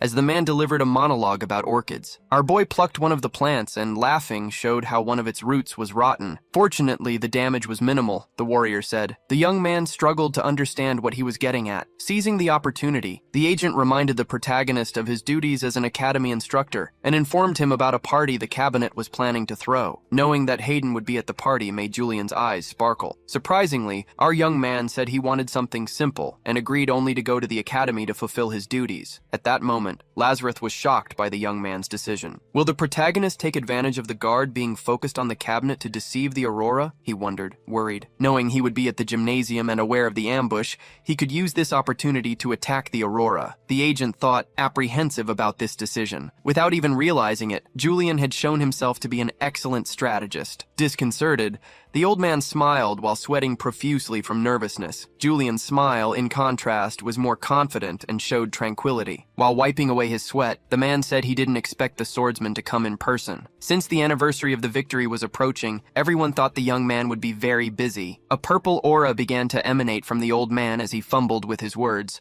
until he said that the students must be eager for the lecture Julian would be giving. There will be a special lecture given by Julian. Worried, the man asked if the protagonist didn't know about it. The young man closed his eyes, concentrating. He replied that he knew, and was also looking forward to it. Inside, however, Sihu was thrilled, as he had never imagined himself giving a lecture. A while later, in the first auditorium of Veil Academy, a girl with short, light-colored hair was talking to Rena, telling her that the guest lecturer hadn't arrived yet. Relieved, Rena said that was good, because she was almost late. Exhausted, she thought that she had trained too hard, and hoped to use the lecture to get some rest. Her friend noticed her fatigue and commented on it. Rena replied that she was relieved it was just a lecture, since all they had to do was listen. The two commented that the guests were usually members of the Shut-Eyes, and speculated that today's speaker must be a commoner. Soon, it is announced at the front of the room that the guest lecturer has arrived. As soon as the students realize who is there, their expressions begin to change. Rena's friend suddenly raises her voice, exclaiming that it's someone from the Shut-Eyes. Still a bit groggy from sleep, Rena focuses her vision on the guest and realizes that the person positioning himself at the front of the room is none other than Julian. The young man introduces himself formally, saying it's a pleasure to be the day's lecturer. As soon as she recognizes him, Rena's eyes widen, with an expression as if she'd seen a ghost. Noticing the tension that had settled in the room, the protagonist asks the students not to be so nervous. He explains that he is only there to give a quick lecture as the examiner for the upcoming practical test,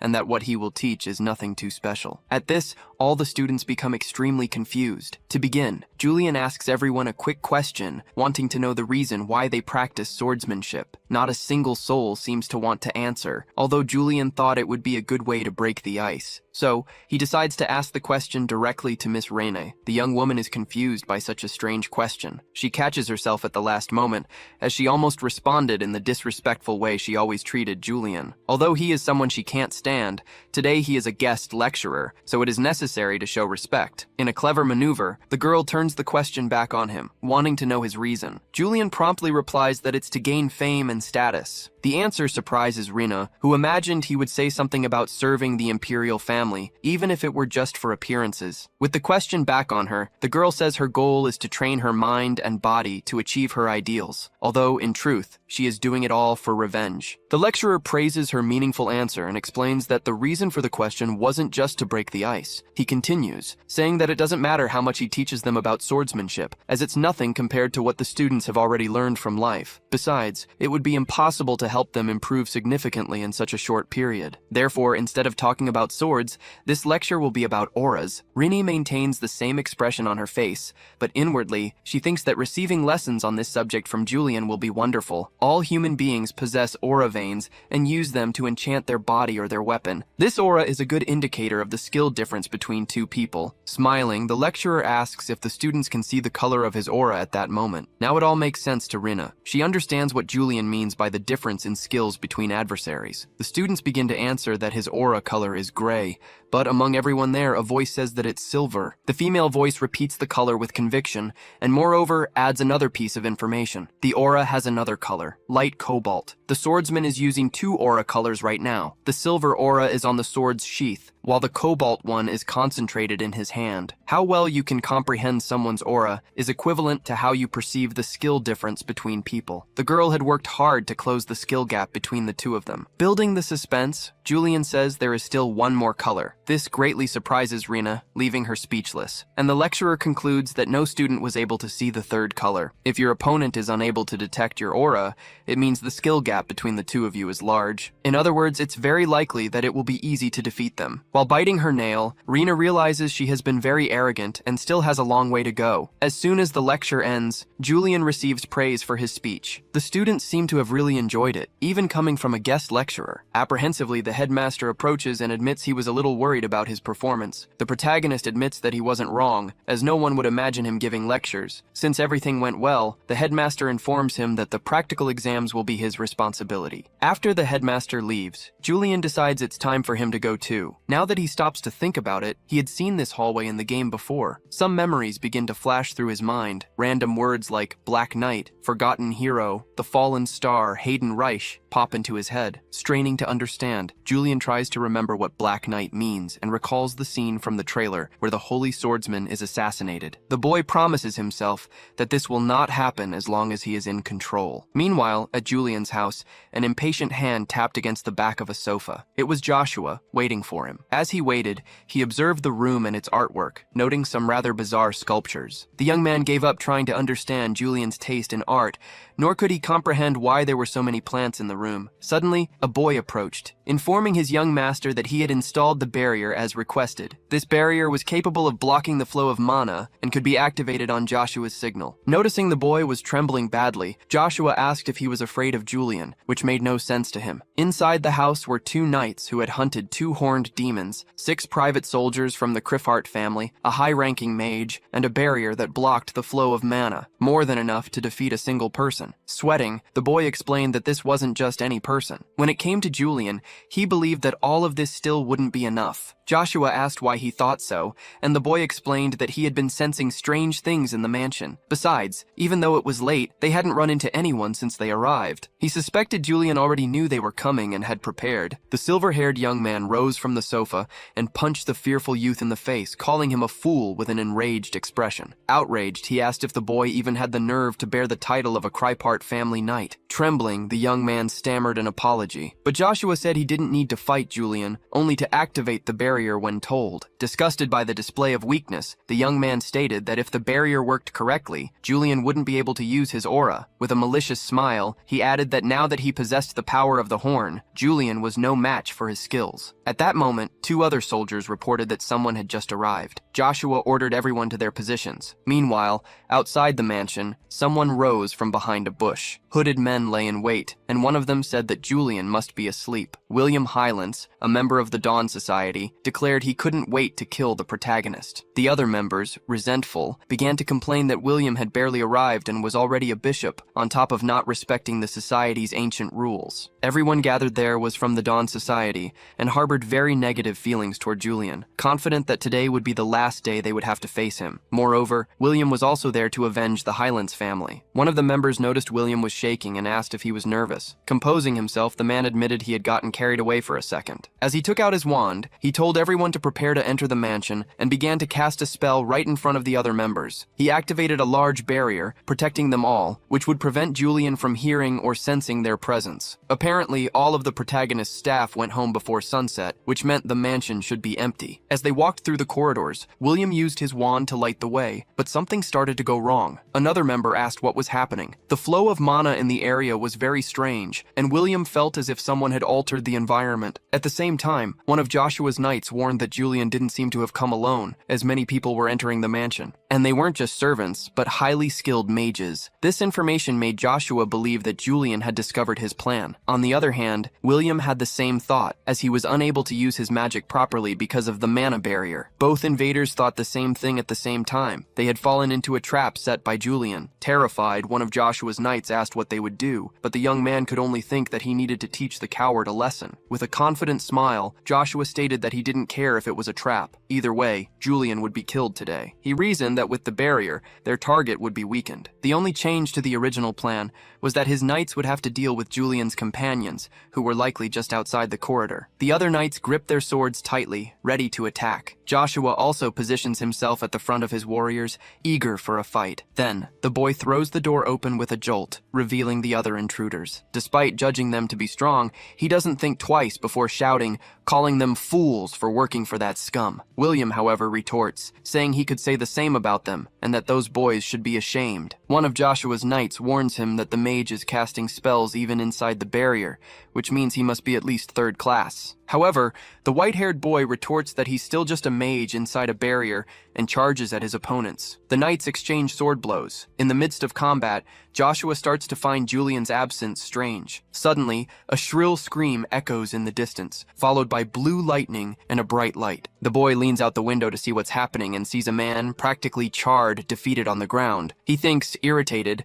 that even inside a barrier, someone was able to unleash all that power, while the scaredy cat did nothing. This will cost him his job. William grips his wand tightly, also in disbelief at the scene. The barrier, however, makes any movement much more difficult. Joshua observes the mage and notices that even on the verge of collapsing, he keeps fighting. He ponders that he might need to use his secret weapon soon, but knows he should save it for Julian, not for these underlings. Looking for an opening, the silver-haired boy watches his enemy. Noticing the slightest gap, he grabs a potted plant and hurls it at the mage to distract him. The pot flies quickly toward William, who struggles to move. Before the object can hit him, Joshua lunges forward, getting dangerously close to his opponent. Desperate, the mage begins to charge a spell, but he isn't fast enough. The swordsman manages to snatch the wand from his hand. With a confident smile, feeling the advantage, he kicks William, sending him backward. Injured, the man slams against the wall, feeling the pain of the blow. Now the poor mage is face to face with his enemy's blade. Joshua then points out that even third-class mages can't do much inside barriers. With his eyes gleaming with hatred,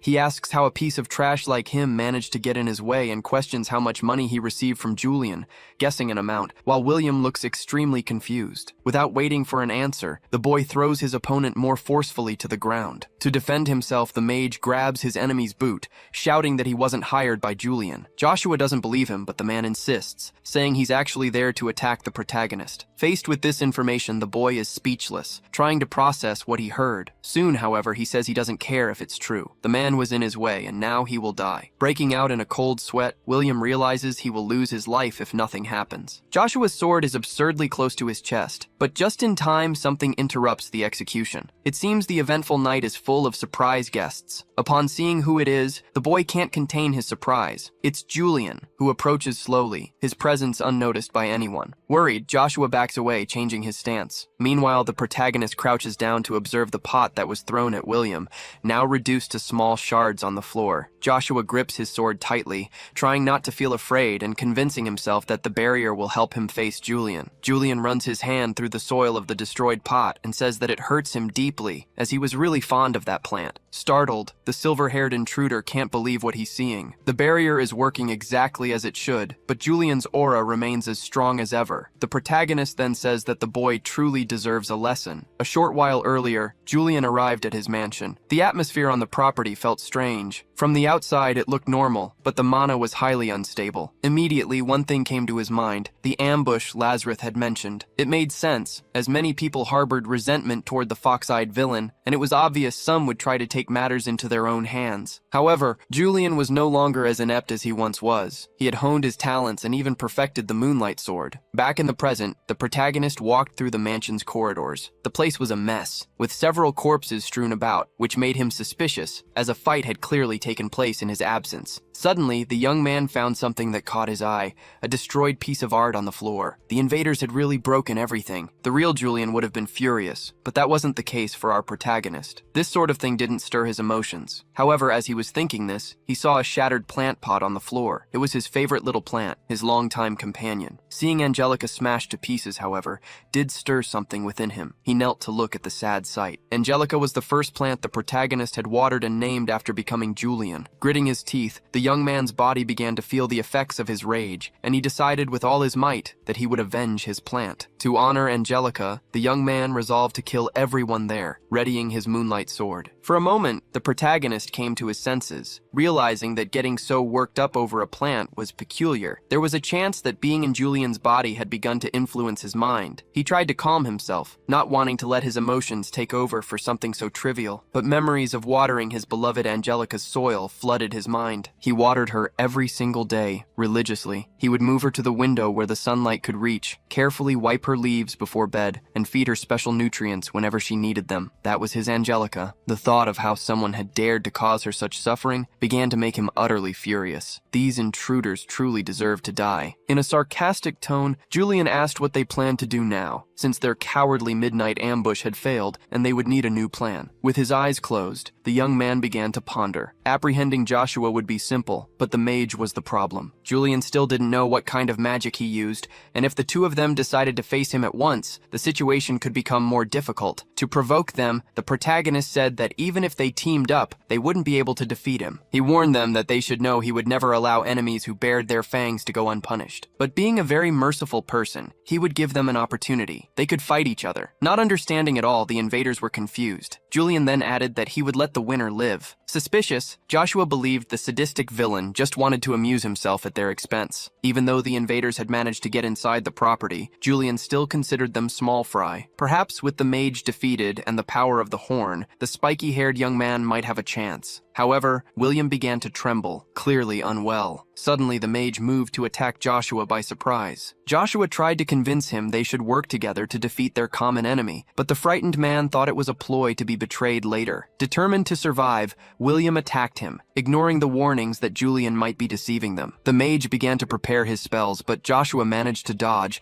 dashing down the corridor and leaping to prepare a counterattack. He delivered a powerful sword strike to William's chest, hitting him squarely and wounding him gravely. The man fell to the ground, defeated and lifeless. Panting, Joshua observed his fallen adversary and commented on his stance. But now that he had defeated the mage, he would have to fight Julian, the smiling executioner, who never lets those who show him hostility survive. Blood began to trickle down the young man's face as he contemplated the possibility of his own death. Facing the protagonist now was like facing a guillotine. Gripping his sword tightly, the boy wondered how to escape this dangerous situation. It was then that he remembered the horn Alphas had given him. That item was known to grant the user the power of a demon, and if he used it, he might be able to defeat Julian, or at least escape. However, as he reached for the artifact, the boy noticed a hole in his pocket. The demonic horn was gone. Looking to the side, he saw William crawling on the ground, holding the object. The defeated mage murmured that he had no other choice, that he desperately wanted to live and would do anything for it. While asking the archbishop for forgiveness, William brought the horn to his mouth. Immediately, his body began to transform, and a horn sprouted from his forehead. Watching the scene, Joshua stood stunned and motionless. The other boy, meanwhile, thought of Alphas, cursing him mentally. The knight had said he would gain the power of a demon, not that he would become one. With his arms crossed, Julian asked if the horn belonged to him, and the boy explained that he got it from a knight named Alphas. The protagonist knew that Alphas was one of the Monsignors of the Dawn Society, a group that hated him. Fortunately, the horn William used didn't seem to be genuine. The transformation was similar to the demon Julian had faced before in the slums,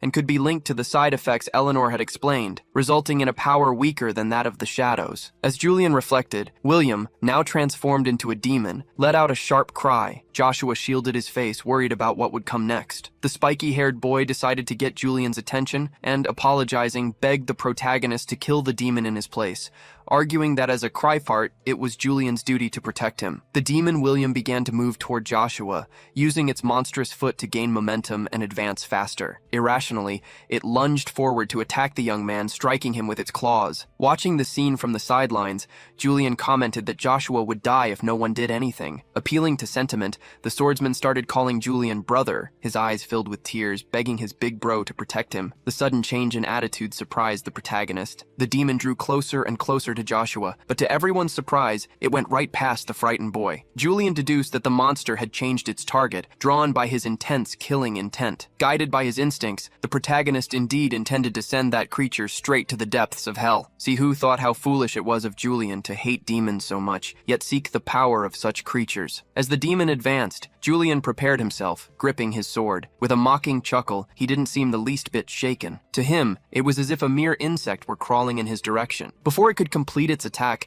William let out a shrill scream and suddenly fell, his chin hitting the ground. Julian's sharp sword had made a deep cut in its shoulder. Without showing any remorse, the protagonist watched his adversary writhing in pain. He noticed that William had acquired regenerative abilities. Normally, human traits are transferred to the demonic form, and it seemed the mage's strong desire to live had been amplified, transforming into healing power. As he watched the fight, Joshua asked how the protagonist would manage to kill that monster. Julian smiled. He was starting to realize that he was actually having a lot of fun with this battle. A human who was once able to use unique skills and spells had become a demon that could only use the power of regeneration. Placing a hand on his chin, the protagonist found the whole situation quite interesting. Thanks to his perception skill, Julian could see that no matter how good the enemy's healing ability was, all he had to do was attack its core. His trained eyes began to search for the vital point, and something in particular on the demon's head caught his attention. The protagonist deciphered it instantly. The core was there. It was as if William himself was begging to be killed, but the former mage didn't give up. Cracking his shoulders and warming up his body, he prepared himself as all his wounds healed. The enemy was alert to his opponent's every move. Then, Julian asked if they could continue the battle. With a roar, the demon seemed to agree. Excited, the protagonist told his enemy to come at him with everything he had. The moonlight sword shines with all its splendor. Without fearing his adversary,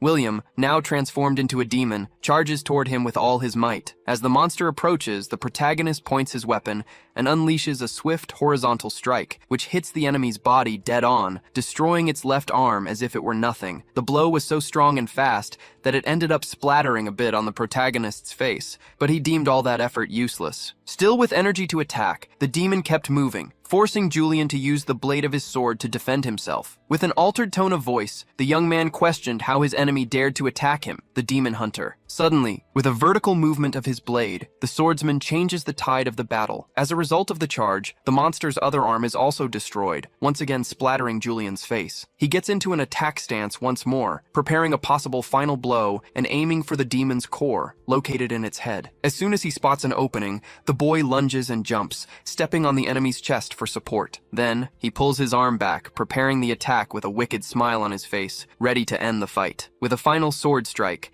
the protagonist pierces the demon's core, shattering it like a precious jewel. The monster's body falls backward, and Julian jumps off it. Its eyes no longer show any activity, and the regeneration ability doesn't activate. William's face can barely be seen, now pierced by the blade. Finally, the demon falls to the ground. The protagonist observes the body and cleans his hands. Finishing cleaning his clothes, he seems proud of his victory and pulls the sword that was stuck in his opponent's head, shouting at the top of his lungs that he is Julian, the demon hunter. Inside, however, Sihu is quite disappointed for having to act this way. Someone who watched the entire fight is gaping and speechless. It's Joshua, who can't stop his body from trembling. The victorious swordsman continues walking down the hall, his suit impeccable, and approaches the frightened Cryfart, who is kneeling on the floor. As he places a hand on his chin, Julian notices that the boy is terrified. He certainly deserved to be punished for trespassing on a property at night, but this young man is very important to the Cryfart family. Perhaps it would be a good idea to bring him over to his side. Julian crouches down and places a hand on the boy's shoulder, congratulating him in a sinister voice for managing to stay alive until now, as an intimidating aura emanates from him. A while later, our protagonist sat thinking about the demon horn replica. The young man never imagined he would see a replica in this place, after having found another in the slums. In the original story, these replicas only started to cause major problems after the Dawn Society expanded its influence in the Empire. Tapping the stone on the table, the boy reflected that things were happening far too quickly. Normally, this was only supposed to occur after Rena graduated from the academy. The reason was that the creator of these replicas